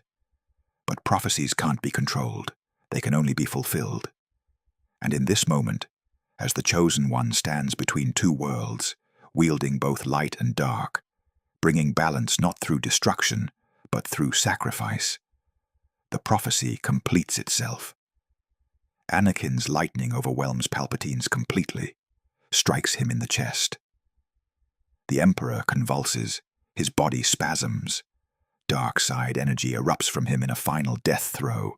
He screams, not in pain, in rage, in denial, in the absolute certainty that he cannot die. But he does. The Emperor of the known galaxy, the Dark Lord of the Sith, Darth Sidious, dies on the floor of his throne room, struck down by the apprentice he created and the Jedi he thought he'd destroyed. His body collapses. The dark side presence that's hung over Coruscant for decades dissipates like smoke, and the galaxy takes its first free breath in years. Anakin drops to his knees. The lightsaber falls from his hand. The suit is gone, melted, destroyed. Only scorched metal remains, attached to burned flesh. He shouldn't be alive. By every medical standard, he should be dead. But the Force sustains him. Just a little longer. Just enough. Quinlan and Bale rush to his side. The Jedi Master goes for his medkit, but one look tells him it's futile. There's too much damage, too much trauma. Even a full medical team couldn't save him now. The rebels who are still standing form a protective circle, weapons trained on the entrances, waiting for Imperial reinforcements. But none come. The soldiers who were fighting, stormtroopers and officers both, saw their Emperor die. Some flee. Others surrender. A few turn their weapons on each other as old grudges surface. The command structure is gone. The Empire, without Palpatine's iron will, begins to fracture immediately. We need to get you to a medical facility. Bail's voice is desperate. We can save you. We have to save you. Anakin's head tilts back. The mask is cracked. Parts of it have melted away, revealing burned flesh beneath. Quinlan reaches for it, hesitates. Anakin nods weakly. Do it. I want to see you. Without the mask. Quinlan removes what's left of the helmet carefully. Anakin Skywalker's face is revealed, scarred, burned, pale as death, but his eyes are clear, blue, human. He looks at Bail, at Quinlan, at the rebels who risked everything to fight beside him. Thank you for giving me this chance, for believing, even for a moment, that I could be more than Vader. Don't talk like that. You're going to survive this. We'll get you to the medical bay, get you new cybernetics, fix what's broken. You'll be fine. Bail is convincing no one, least of all himself. Anakin manages a smile. It's painful. Cracks his burned lips, but genuine. No, I won't, and that's okay. I'm at peace. For the first time since Mustafar, since I put on the mask, I'm at peace. His breathing is labored, painful, but his own, not filtered through a machine. Listen to me. There isn't much time. His fingers fumble at his belt. What's left of it produces a data chip. Everything is here. Palpatine's contingencies, cloning labs on Exegol, coordinates for hidden Sith facilities, lists of Inquisitors and agents, Death Star plans. Everything you need to dismantle the Empire. Take it. Use it. Rebuild something better. Bail takes the chip with shaking hands.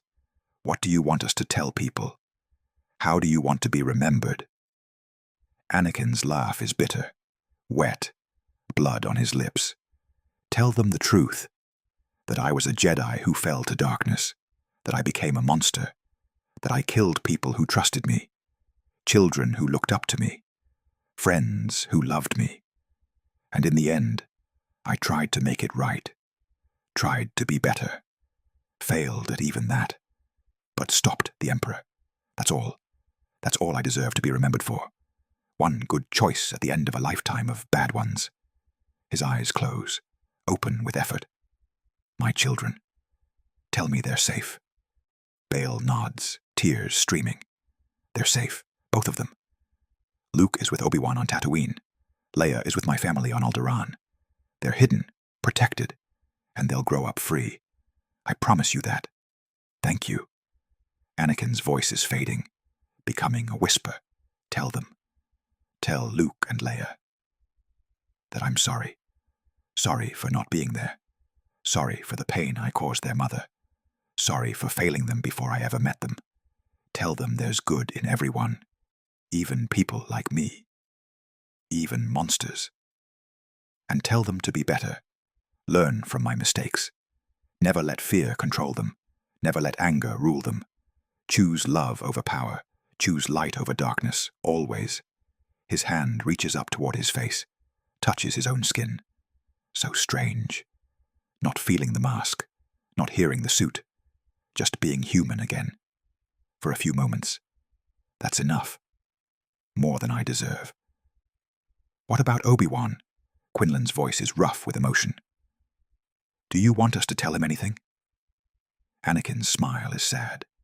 Tell him I'm sorry. Sorry for everything. For failing him. For betraying him. For becoming the thing he swore to destroy. Tell him he was right. About the Jedi. About the Force. About everything. Tell him he was the best master anyone could ask for. The best brother. And if there's any justice in the Force, I'll see him again someday. Maybe earn his forgiveness. Probably not. But hope is what keeps us human. His eyes start to close. Quinlan grabs his hand. "Stay with us. Just a little longer. We'll get you help." Anakin shakes his head slightly. "No. It's time. Time to let go. Time to find peace. Time to see if Padme will forgive me." He takes a breath. It's wet, rattling. His last. "Tell my children. Tell them I love them. Even though I never met them. Even though I never held them. I loved them. More than anything. More than power. More than the Empire. More than even Padme. And I loved her with everything I had. My children were my last hope. And they'll be the galaxy's salvation. I know it." Anakin Skywalker dies in the ruins of the throne room. Emperor Palpatine's body burns nearby. The Chosen One and the Sith Lord, master and apprentice, dying together in the darkness they created. His last breath is his own, not filtered through a machine, not controlled by another. His last thoughts are of his family, of Padme waiting for him, of Luke and Leia living free. And as his spirit leaves his broken body, he feels something he hasn't felt since before Mustafar. The Force welcoming him home, not condemning him, not rejecting him, accepting him as he is, broken, flawed, fallen, but trying. In the end, trying to be better. Maybe that's all anyone can do. He becomes one with the Force. Light and dark finally balanced, the prophecy fulfilled, not through victory, through sacrifice. And the galaxy, for the first time in a generation, is free. The hours after the Emperor's death are chaos. The news spreads like wildfire through Coruscant. Emperor Palpatine is dead. Darth Vader killed him, then died himself. The Empire has no leader, no succession, no plan. Palpatine was supposed to be eternal, supposed to rule forever. His death was supposed to be impossible, but impossibilities have a way of happening when people fight back. The Imperial military fractures instantly. Some commanders declare themselves legitimate successors. Others retreat to their sectors and establish petty kingdoms. A few defect to the rebellion, bringing ships and soldiers with them. Civil war erupts across Imperial holdings as competing factions battle for supremacy. On Coruscant itself, the city explodes into riots. Some celebrate liberation. Others fear what comes next. Fights break out between loyalists and rebels. The stormtroopers, without clear orders, either hunker down in their barracks or join the chaos. Bail Organa stands in the ruins of the throne room, watching Palpatine's body burn. The rebels ignited it to prevent any resurrection attempts. They've heard the stories. Sith Lords returning from death, consciousness transfer, cloning, better to be safe. Quinlan Vos stands beside him, lightsaber still ignited, wary of Imperial reinforcements. But none come. The palace is in lockdown, but not from orders, from confusion. No one knows what to do. For 20 years, Palpatine gave the orders, made the decisions, controlled everything. Without him, the machinery of the Empire grinds to a halt. Soldiers stand at their posts, waiting for commands that will never come. Officers stare at blank screens, expecting the Emperor's face to appear. It doesn't. He's dead. Really dead. And they're lost. What do we do now? Quinlan's question hangs in the air. Bail looks at Anakin's body. The rebels covered it with a cloak, but the outline is visible. A man who tried to destroy the galaxy, then tried to save it. Both things are true. Both matter. We broadcast the truth. Show the galaxy what happened here. Give them a chance to choose freedom. Then we start building something better. It won't be easy. The Empire won't fall quietly. But we owe it to everyone who died fighting, everyone who suffered under tyranny, to try. Quinlan nods slowly. And him? Anakin? What do we do with his body? We cremate it, Scatter the ashes. It's what he wanted. No tomb, no memorial, no rallying point for Imperial loyalists or Jedi seeking revenge. Just release him to the Force and move on. He gave us the tools to finish this. The least we can do is honor his last request. They stand in silence for a long moment. Then, Bail activates his comlink. This is Senator Bail Organa, broadcasting on all frequencies. People of the galaxy, I stand before you in the Imperial Palace throne room. Emperor Palpatine is dead. He was killed by Darth Vader, who then died from his wounds. The Sith Lords who've ruled the galaxy for decades are no more. The Empire has fallen. And now, we have a choice. We can descend into chaos and civil war, or we can come together, rebuild, create something better than what came before. I ask you, all of you, to choose hope, choose freedom, choose a future where we govern ourselves, where the people have power, where no single individual can control the lives of trillions. The Republic died through corruption and fear. But from its ashes, we can build something new, a government that serves the people, not the other way around.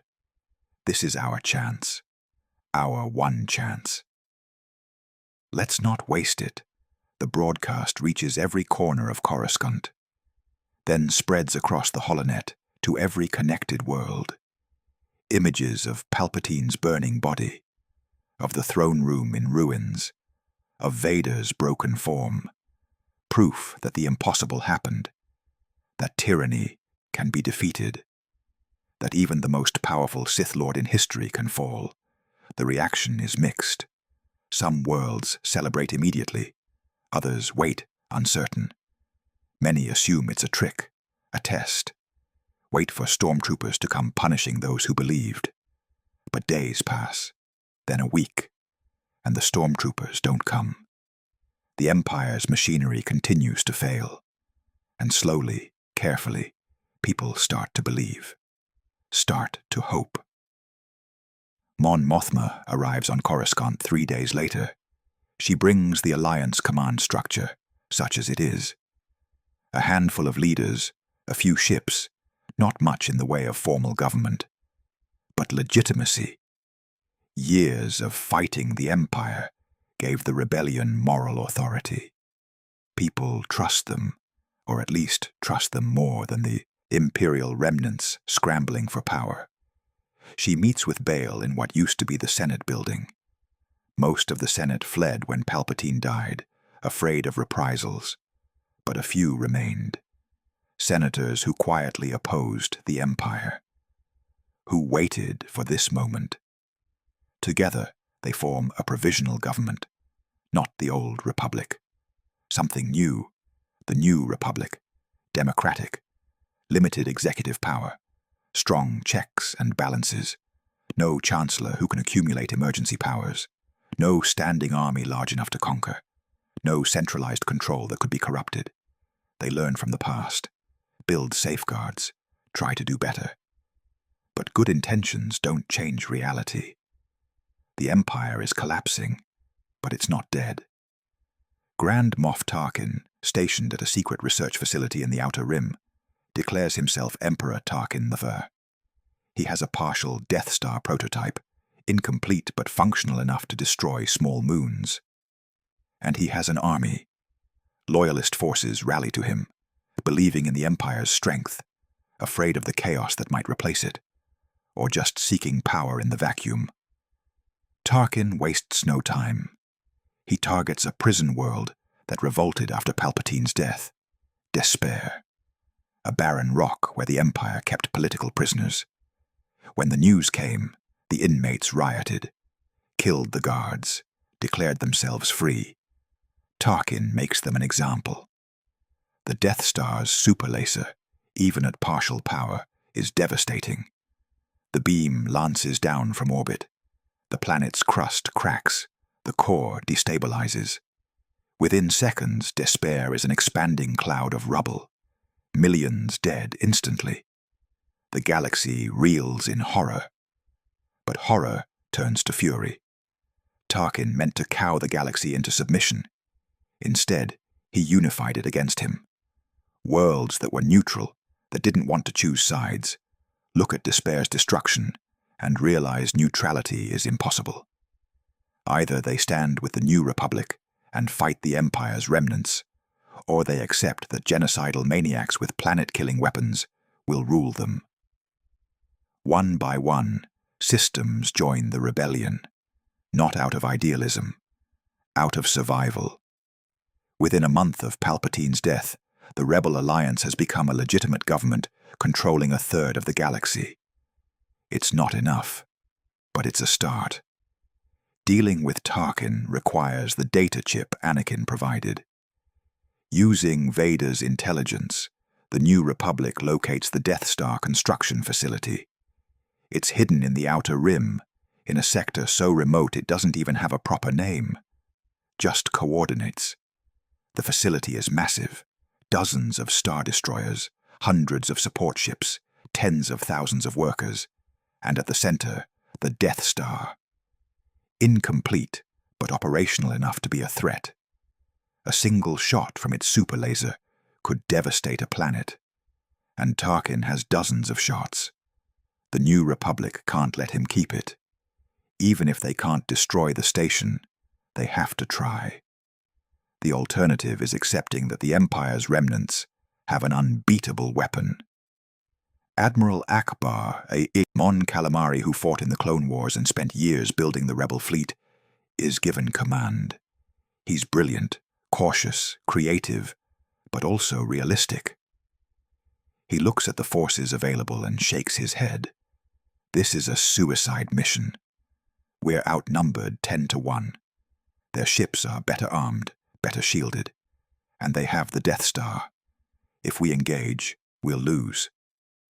Probably badly. But if we don't engage, Tarkin will destroy another world. Then another. Until we surrender, or until he's conquered everything. We have to try. Bale agrees. We have to try. But let's not make it a suicide mission. Let's make it a victory. They plan carefully. Using the data chip again, they study the Death Star's schematics. It's incomplete, vulnerable. But the vulnerability is small.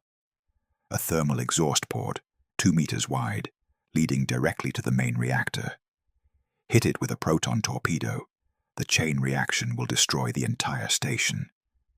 But hitting a 2-meter target in the middle of a space battle, while being shot at by turbolasers and TIE fighters, is nearly impossible. Nearly, but not completely.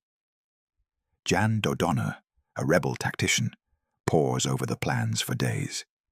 He's a former Republic officer, a brilliant strategist, and a man who believes impossible just means difficult. He assembles a strike force, 3 squadrons of starfighters. Gold Squadron flying Y-wings.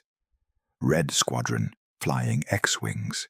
Blue Squadron flying A-wings as escort and defense. 36 pilots total. Against the Death Star's defenses and Tarkin's fleet. The odds are laughable, but they're the best chance the rebellion has.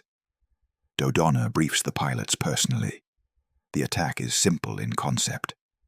Fly down a trench on the Death Star's surface. Avoid the defensive turrets. Launch torpedoes into the exhaust port. Hope they hit. If they succeed, the station explodes. If they fail, the station becomes operational, and the Empire wins. No pressure. The Battle of Despair, as it comes to be known, begins at dawn. Not real dawn, of course. Space has no dawn. But the rebel fleet emerges from hyperspace at the coordinates that would be dawn if the destroyed planet still existed. The Imperial fleet is waiting. Dozens of Star Destroyers arrayed in a defensive grid. Hundreds of TIE fighters launching from hangars. And behind them all, the Death Star. Massive, ominous. A sphere of metal large enough to have its own gravity. Its super laser is charging, ready to fire on the first rebel capital ship that gets in range. The fleet engagement begins immediately. Mon Calamari cruisers, the backbone of the rebel fleet, trade fire with Imperial Star Destroyers. Turbo lasers streak through space. Shields flare and fail. Ships explode in silent flowers of flame. It's chaos, beautiful and terrible. And through the middle of it, the starfighter squadrons fly. Gold Squadron leads. Y-wings, old but reliable, carrying the proton torpedoes. Red Squadron flanks. X-wings providing cover with their superior speed and firepower. Blue Squadron scatters, engaging TIE fighters to keep them off the bombers. The Death Star's surface guns open fire. Green bolts the size of speeders lance across space. One shot vaporizes a Y-wing. Another clips an X-wing, sending it spinning into debris. The squadrons adjust, split up, reform. Fly evasive patterns too complex for targeting computers to track. Human pilots using instinct and reflexes to stay alive. But the losses mount. Gold 7 explodes. Blue 3 crashes into the Death Star's surface. Red 11 takes a direct hit from a turbo laser and simply ceases to exist. By the time they reach the trench, half the squadrons are gone. 18 pilots became 9 in the span of minutes. The trench run is worse. The Death Star's surface is a maze of towers, canyons, and defensive emplacements. The trench itself is maybe 30 meters wide at most.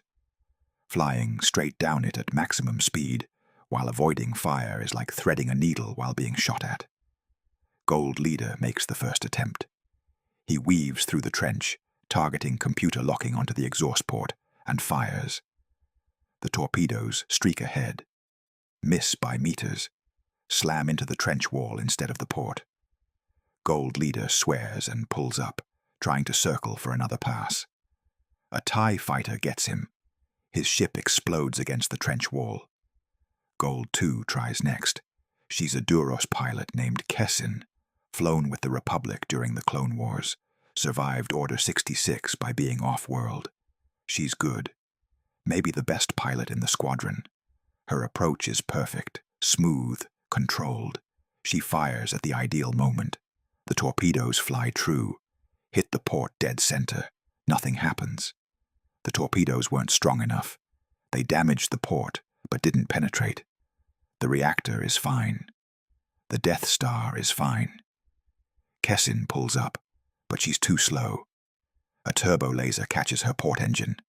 She corkscrews into the trench floor and explodes. Red Squadron's turn. Red Leader is a human woman named Yvonne Verlaine. She's young, maybe 25. Grew up on Alderaan. Joined the rebellion after her family was killed in an Imperial crackdown. She's a decent pilot, not great, not the best in her squadron. But she has something others don't.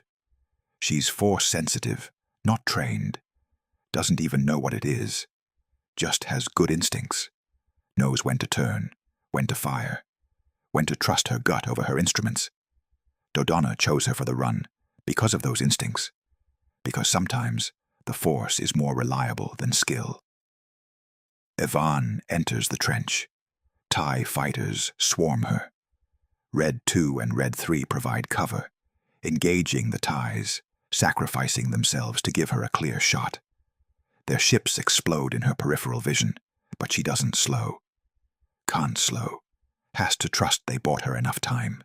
The targeting computer locks on. But something feels wrong. The timing is off. Feels like she should wait, should fire later.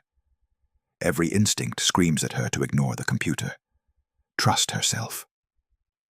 She closes her eyes, breathes, feels something she doesn't understand flowing through her, guiding her hand, the Force, though she doesn't know to call it that. Her finger squeezes the trigger. The torpedoes launch. They streak down the trench, enter the exhaust port, disappear into the darkness. For a moment, nothing happens. The Death Star continues to exist, continues to charge its super laser, continues to be an insurmountable threat. Then, deep inside, the torpedoes reach the reactor. The resulting explosion is small, contained, but it's enough. The reactor destabilizes. Chain reactions begin. Explosions ripple through the Death Star's interior. Alarms blare. Tarkin, in the command center, realizes what's happening. His eyes widen, evacuate, in our moment of triumph. His last words before the station explodes. The Death Star detonates in a flash of white light, visible across the system. Debris expands outward in a slowly growing sphere. The Imperial fleet, seeing their superweapon destroyed, breaks and runs. Star destroyers jump to hyperspace. TIE fighters flee. The battle of despair is over. The New Republic won. Barely, but won. The victory comes at a cost. 2/3 of the rebel fleet is destroyed or damaged beyond repair. Of the 36 pilots who started the battle, 7 survive. Yvonne Verlaine is one of them. She lands her battered X-wing on a rebel cruiser and climbs out, shaking. Doesn't understand what happened. Just knows she trusted something bigger than herself. And it worked. The Force, Bale tells her later, when she asks. You felt the Force. My friend Anakin used to talk about it. How it guides people, connects all living things. You have a gift, and you used it to save the galaxy. Yvonne doesn't feel like a hero. Feels like she got lucky. Feels like her friends died while she lived. But she accepts the explanation. Accepts that sometimes there are things bigger than understanding. And she promises herself she'll learn more. Honor the Force that saved her. Use her gift to help others. The Death Star's destruction breaks the Empire's back. Without the superweapon, without Palpatine, the Imperial remnants can't maintain control. Systems rebel. Governors flee or are overthrown. Warlords carve out territories and fight each other for scraps. The New Republic expands rapidly, not through conquest, but through acceptance. Worlds that want freedom join. Those that don't are left alone, for now. There's no forcing democracy, no imposing freedom. The New Republic learned that lesson from the Old One. Instead, they offer protection, trade, representation, and slowly, the galaxy stabilizes. It takes years, decades even. But the trend is clear. The Empire is dying, the New Republic is growing, and the Sith, for the first time in a generation, are truly gone. But eliminating the Sith's legacy requires more than military victories. It requires destroying everything Palpatine built. The data chip Anakin provided becomes invaluable. It contains coordinates for dozens of secret facilities, black sites, torture chambers, cloning labs, research stations conducting experiments that violate every ethical standard. The New Republic organizes strike teams to destroy them all. Quinlan Vos leads many of these missions personally. He feels it's his responsibility. Penance for not being there when the Jedi fell. For not stopping Anakin before he became Vader. Each facility they hit is worse than the last. On Vijun, they find a castle where dark side cultists worship Palpatine as a god. On Baes, they discover a cloning facility with hundreds of failed Palpatine clones floating in tanks. On Ziost, they uncover Sith holocrons and ancient texts that Palpatine collected. All of it is destroyed. The cultists are arrested or killed. The clones are terminated, a grim but necessary choice. The holocrons are sealed in a vault, too dangerous to destroy, but too valuable to leave accessible. The most important mission is to Exegol, the hidden Sith world in the unknown regions. Getting there is nearly impossible. The route is buried in ancient nav data, coordinates obscured by layers of encryption. But the data chip has it. Quinlan assembles a strike team. 20 rebels, 3 ships. Enough explosives to level a city. The journey takes weeks, through uncharted space, past gravitational anomalies, into regions where hyperspace routes don't exist. They navigate by instinct and the Force. Finally, they arrive. Exegol is a nightmare made real. The planet is perpetually stormy. Lightning arcs across blood-red skies. The surface is barren rock and ash.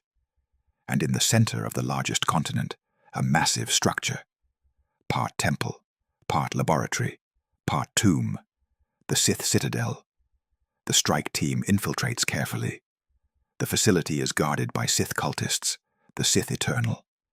Fanatics who believe Palpatine will return, that he's transcended death through the dark side. They fight with religious fervor, willing to die for their beliefs. The rebels cut through them. No mercy, no prisoners. These people would rebuild the Empire if given the chance, would restart the nightmare. They can't be allowed to exist. Quinlan leads the assault personally, his lightsaber flashing green in the darkness. Every stroke precise, efficient. He's not a young Jedi anymore, not the brash, impulsive knight from the Clone Wars.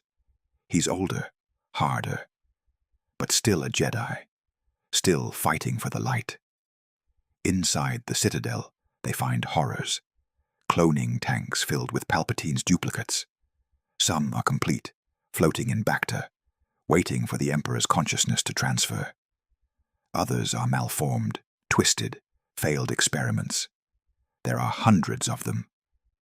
Proof that Palpatine planned to cheat death, planned to return again and again. The rebels destroy them all. Explosives set at strategic points, acids poured into tanks, genetic samples incinerated. Nothing can be left. Nothing that could bring the Emperor back. They find Sith artifacts as well, ancient weapons, holocrons containing the knowledge of long-dead Dark Lords, talismans that radiate malevolence.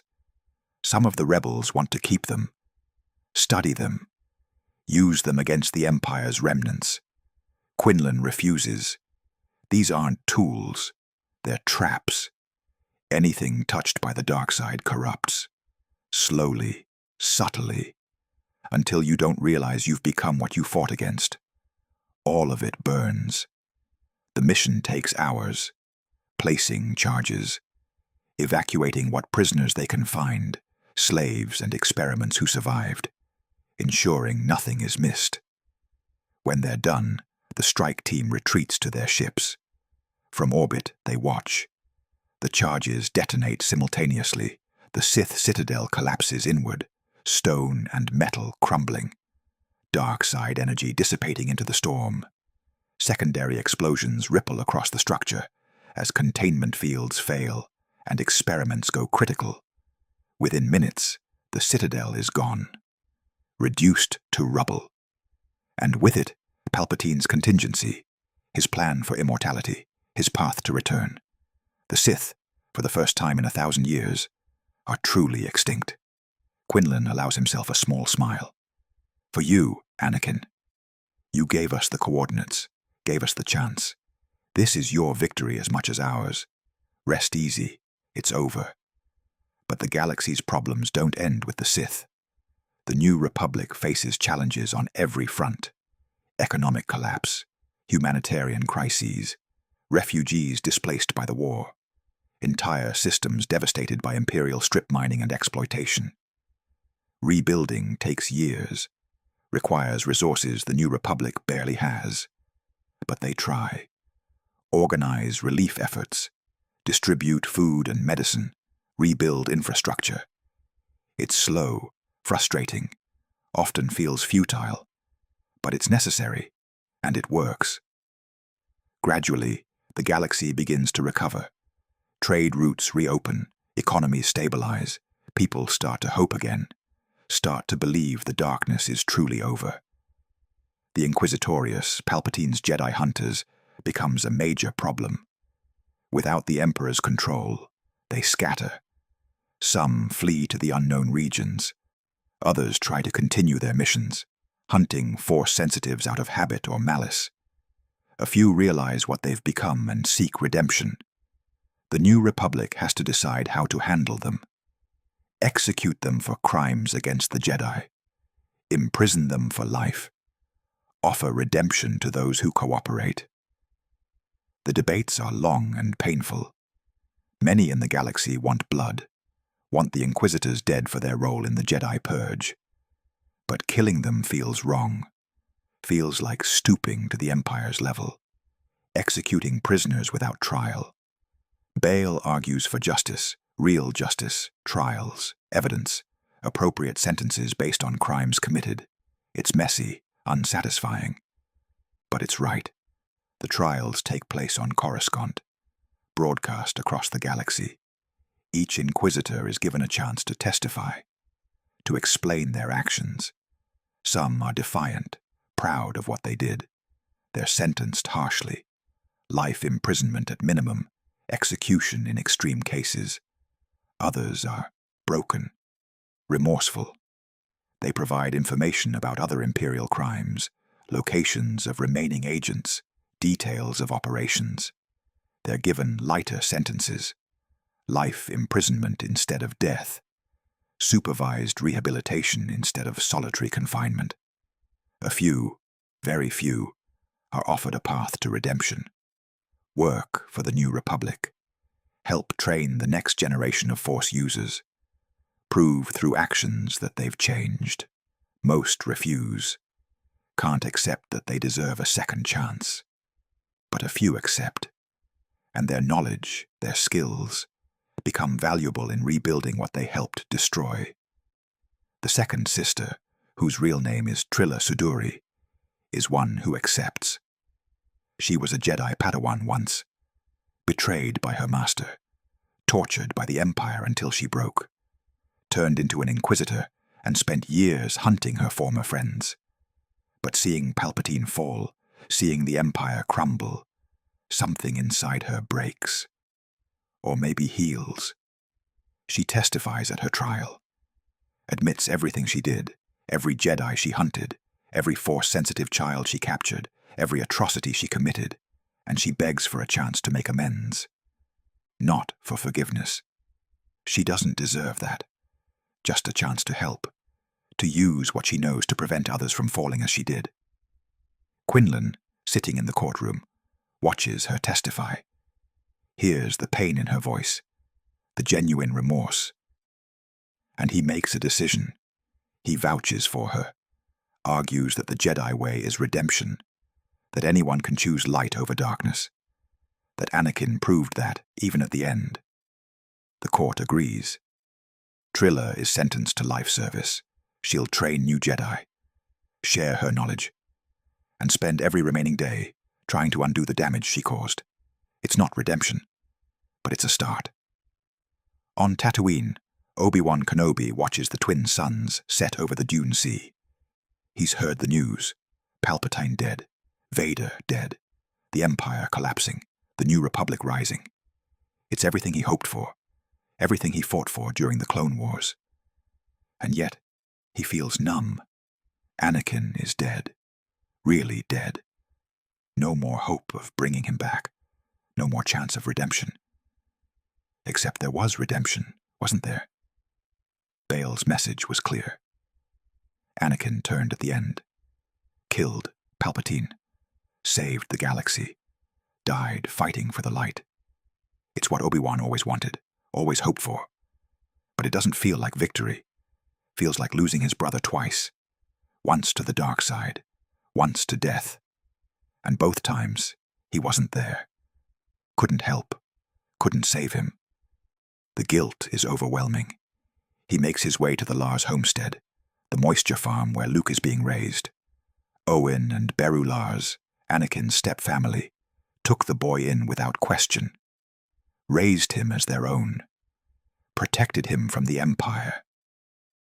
They know who Luke's father was, know the danger, but they love the boy anyway, give him a normal childhood, or as normal as possible on a desert planet in the Outer Rim. Luke is 4 years old now, blonde hair, blue eyes.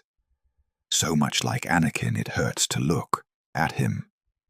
He's playing in the sand, building structures with the Force without realizing it, stacking rocks in impossible configurations, levitating toys. Obi-Wan watches and smiles sadly. The Force is strong with this one, stronger even than Anakin. And that's terrifying, because power without training leads to the dark side. But training him means revealing who he is, what he is, the son of Darth Vader, the grandson of the Chosen One, a potential target for every Imperial remnant and dark side cultist in the galaxy. Obi-Wan sits on the porch with Owen. The farmer is a hard man, practical, distrustful of Jedi after what happened to his stepbrother.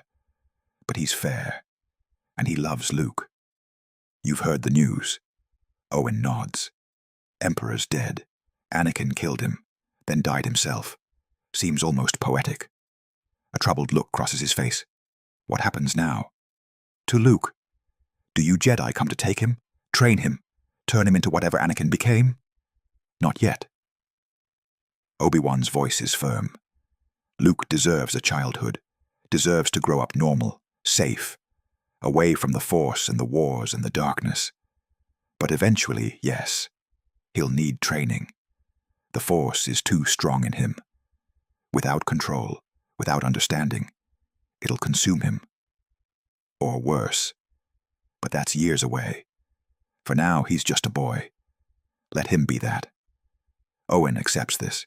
He's not happy, but he understands. The Force isn't something you can ignore. Not when it's this powerful. They sit in silence, watching Luke play.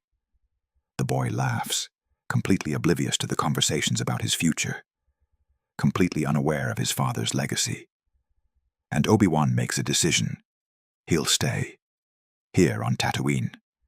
Watch over Luke from a distance. Protect him. And when the time comes, when Luke is old enough, he'll tell him the truth. About Anakin, about Vader, about the man who was both hero and monster. About the father Luke never knew, but not yet, not for years. For now, let the boy be happy. Let him have a childhood.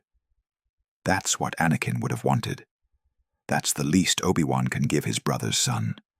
On Alderaan, Leia Organa plays in the palace gardens. She's 4 years old, dark hair, brown eyes, fierce even as a child. Bail and Breha watch her from the balcony, discussing her future. She's strong-willed, stubborn, reminds Bail of Padme so much it's painful. But she's also kind, empathetic, feels others' emotions even when they hide them. The Force, Bail knows.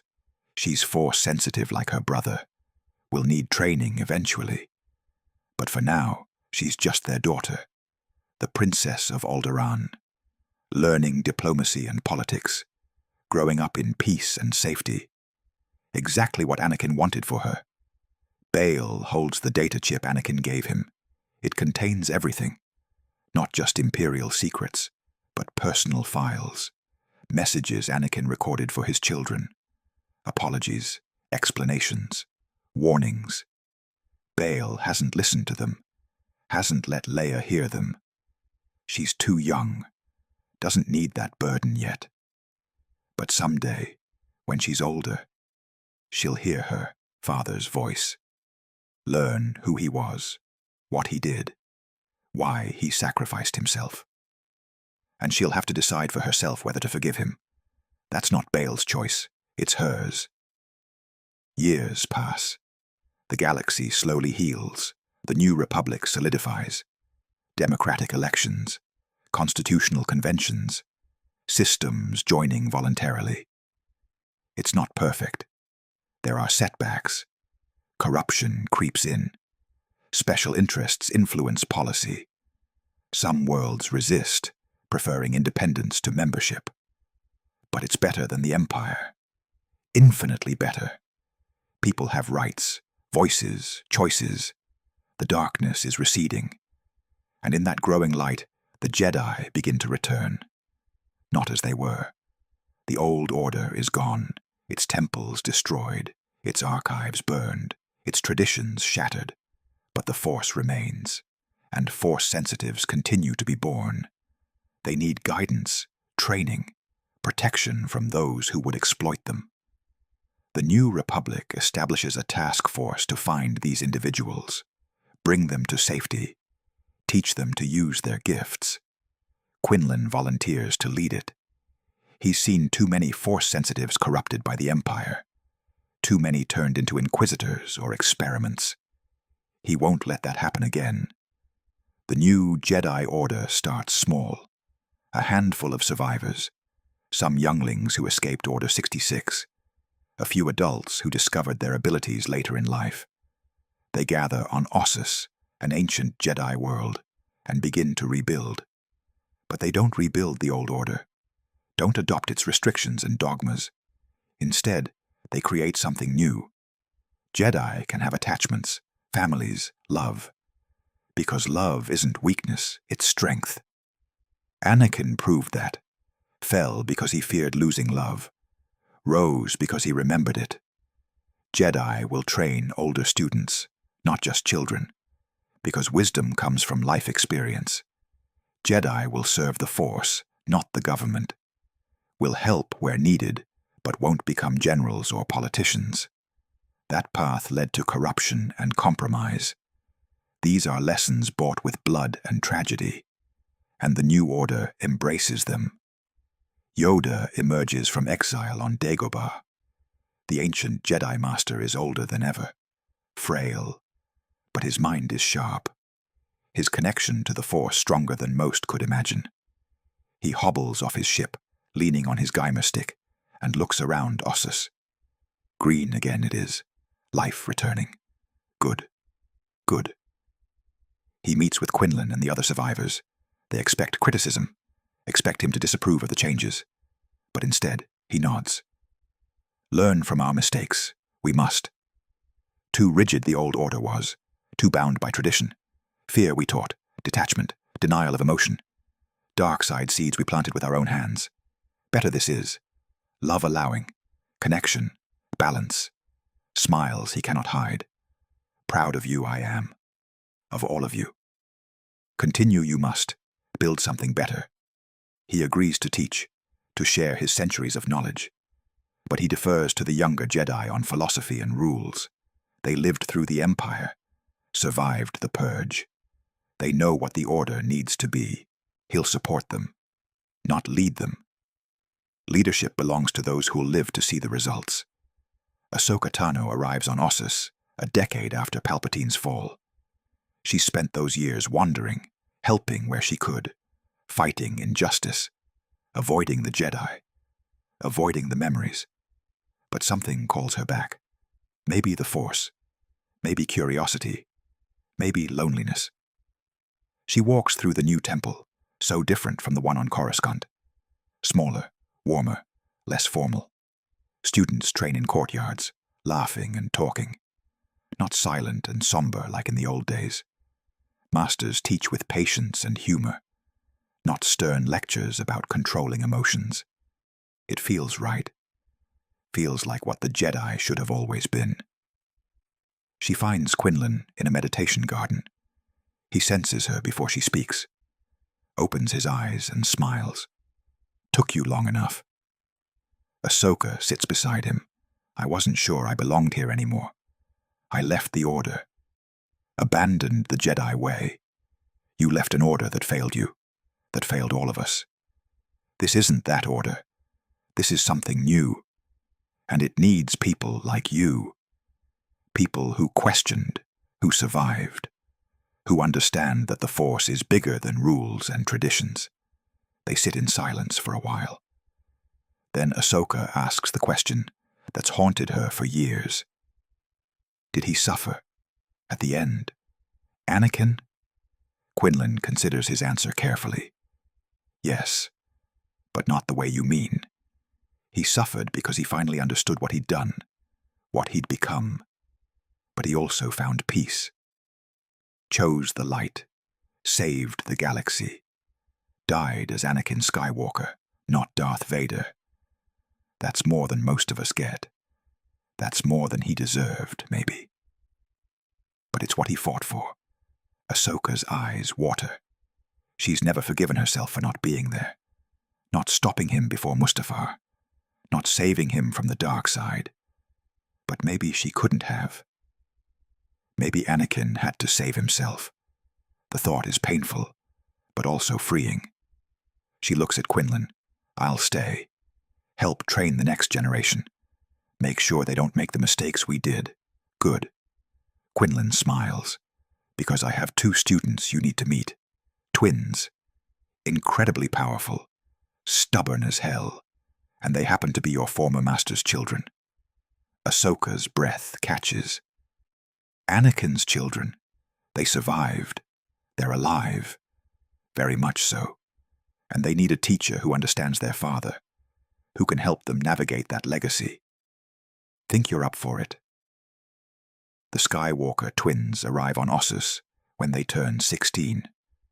They've known each other for 6 years, reunited after Bail and Obi-Wan revealed the truth. They've spent those years together whenever possible, training with their respective guardians, but always staying connected. Letters, visits, holocalls. The Force binds them, stronger than any normal sibling connection. They can sense each other across star systems, feel each other's emotions, share thoughts. It's unprecedented. Even Yoda has never seen a Force bond this powerful. When they step off the transport, Ahsoka is waiting. She hasn't seen them in person before, only hollows. But the moment they approach, she feels it. Anakin's presence. Not a ghost, not the Force, just the echoes of him and his children. Luke has his eyes, his reckless courage, his instinct to help everyone. Leia has his determination, his strategic mind, his refusal to accept limitations. Both have his power. And standing before them, Ahsoka feels tears streaming down her face. Snips. Luke's voice is tentative. He's heard stories about Ahsoka. Knows she was close to their father. But meeting her is different. She nods, unable to speak for a moment. Then composes herself. It's good to meet you both. Your father talked about you, near the end. Said you were his hope, his last chance at redemption. I see what he meant. She sees Anakin in their faces, hears him in their voices. But they're not him, they're themselves. Unique, individual, better than he was. And that's perfect. Over the following years, Ahsoka becomes their primary teacher. She's harder on them than any other student, pushes them relentlessly. Not to be cruel, but because she knows the weight of the Skywalker name, the expectations, the dangers. Power like theirs can corrupt, can destroy. She saw it happen to Anakin. She won't let it happen to them. Luke becomes a guardian, a warrior Jedi. He trains with lightsaber forms, studies combat techniques, learns to protect the innocent. His style is aggressive, powerful, reminiscent of his father's, but tempered with control, with wisdom. He doesn't fight out of anger, fights to protect, to defend, to give others a chance at peace. He leads missions against Imperial remnants, rescues enslaved populations, hunts Sith cultists trying to resurrect dark side teachings. He's a hero, but a humble one. Doesn't seek glory, just wants to help, just wants to make his father's sacrifice mean something. He wears black robes like Anakin did, carries a green lightsaber, and when people ask about his father, he tells the truth. Darth Vader was a monster, but Anakin Skywalker was a hero. Both were my father. I honor them both by being better. Leia becomes a consular, a diplomat Jedi. She trains in negotiation, conflict resolution, Force techniques that promote understanding and peace. Her connection to the Force manifests as empathy. She feels others' emotions, understands their motivations, uses that to find common ground, resolve disputes before they become wars. She works with the New Republic Senate, helps mediate between factions, ensures the government doesn't slide back into authoritarianism. She's brilliant, charismatic, people love her, But she's also fierce, won't tolerate injustice, calls out corruption without hesitation, refuses to compromise on principles. She wears white robes like her mother did, carries a blue lightsaber, and when people ask about her father, she's honest. He was a man who made terrible choices, who hurt people I loved. But he also saved the galaxy. I don't forgive him for what he did, but I understand why he did it, and I'm trying to be someone he'd be proud of. Together, the twins become the foundation of the new Jedi Order. They represent balance, light and dark, action and contemplation, emotion and serenity. They're not the only Jedi, of course. Dozens of others train alongside them, learn from the same masters. But Luke and Leia become symbols, proof that the Jedi can evolve, can be more than monks in a temple, can be warriors and diplomats and ordinary people trying to do good. Their generation of Jedi spreads across the galaxy, helps rebuild, protects the vulnerable, fights the darkness wherever it arises. And they do it without the old order's arrogance, without the certainty that they know best. They make mistakes, admit them, learn from them. And slowly, the galaxy begins to trust the Jedi again. Decades pass. The New Republic becomes the Galactic Republic. The Galactic Republic becomes simply the Republic. Stable, democratic, prosperous. The Empire is a memory, a cautionary tale told to children. The Sith are extinct, their teachings destroyed, their artifacts sealed away or destroyed. The galaxy is at peace, not perfect peace. There are still conflicts, still injustice, still suffering, but it's manageable, addressable. Without the overwhelming darkness of the Sith, problems can be solved, progress can be made, hope is real. And in the Jedi Temple on Ossus, an old woman visits. Ahsoka Tano, now in her 70s, still sharp, still strong, but feeling her age. She's trained hundreds of Jedi over the decades, seen the Order grow from a handful of survivors to thousands of knights. She's proud of what they've built, proud of Luke and Leia especially. They surpassed their father, became the Jedi he should have been. And now, at the end of her life, she returns to pay her respects. The memorial garden on Ossus is quiet, peaceful. Statues of fallen Jedi line the paths, names carved in stone, lives remembered. And in the center, a single statue larger than the rest. Anakin Skywalker, not Vader. The statue shows him as Ahsoka remembers, young, confident, smiling, the Jedi Knight from the Clone Wars, before the fall, before the darkness. The inscription beneath reads, Anakin Skywalker, Jedi Knight. He fell to darkness, but rose again in light. May we learn from his failures and his triumphs. May the Force be with him always. Ahsoka stands before it, tears streaming down her weathered face. She places a hand on the cold stone. Hello, Sky Guy. It's been a while. Sorry I haven't visited more. Been busy. Training your kids, building the Order, living the life you wanted for all of us. She laughs through her tears. They turned out amazing, by the way. Luke and Leia. They're everything you hoped they'd be. Strong, compassionate, wise. Better than you. Better than me. They're going to lead the Order into the future.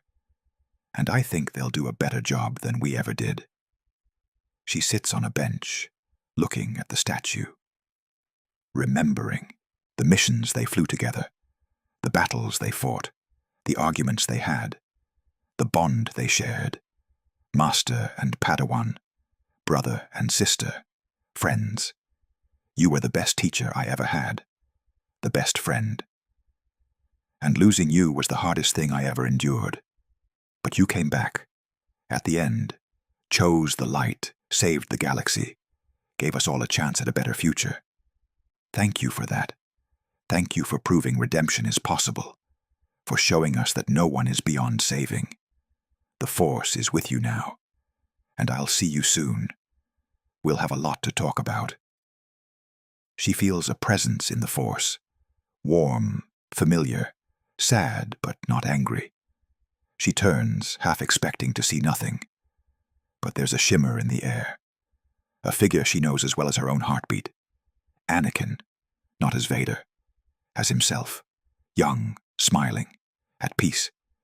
He doesn't speak, can't speak. He's a Force ghost, but barely, just an echo. A memory the Force preserved, but his expression says everything. Pride, love, gratitude. He's been watching, seen what they built, seen his children grow. And he's at peace. The vision fades. Ahsoka is alone again. But for the first time since the Jedi fell, she feels complete. Feels like the war is truly over, the darkness truly defeated. She stands, bows to the statue, and walks away. Behind her, the memorial garden is silent, but the Force is alive with warmth, with light, with hope. The Jedi Order endures, the Republic thrives. And Anakin Skywalker, the chosen one who fell and rose again, watches over them all. His legacy isn't the darkness he created. It's the light his children carry. The Jedi they're training, the galaxy they're protecting. He failed in life. But in death, through sacrifice, he succeeded. Brought balance to the Force. Not through power, through love. And maybe, just maybe, that's what the prophecy meant all along. That's our theory. The Star Wars universe is a galaxy filled with exciting stories and possibilities, and we love exploring them. If you want to accompany us on this journey to a galaxy far, far away, then please like, share, and subscribe to our channel.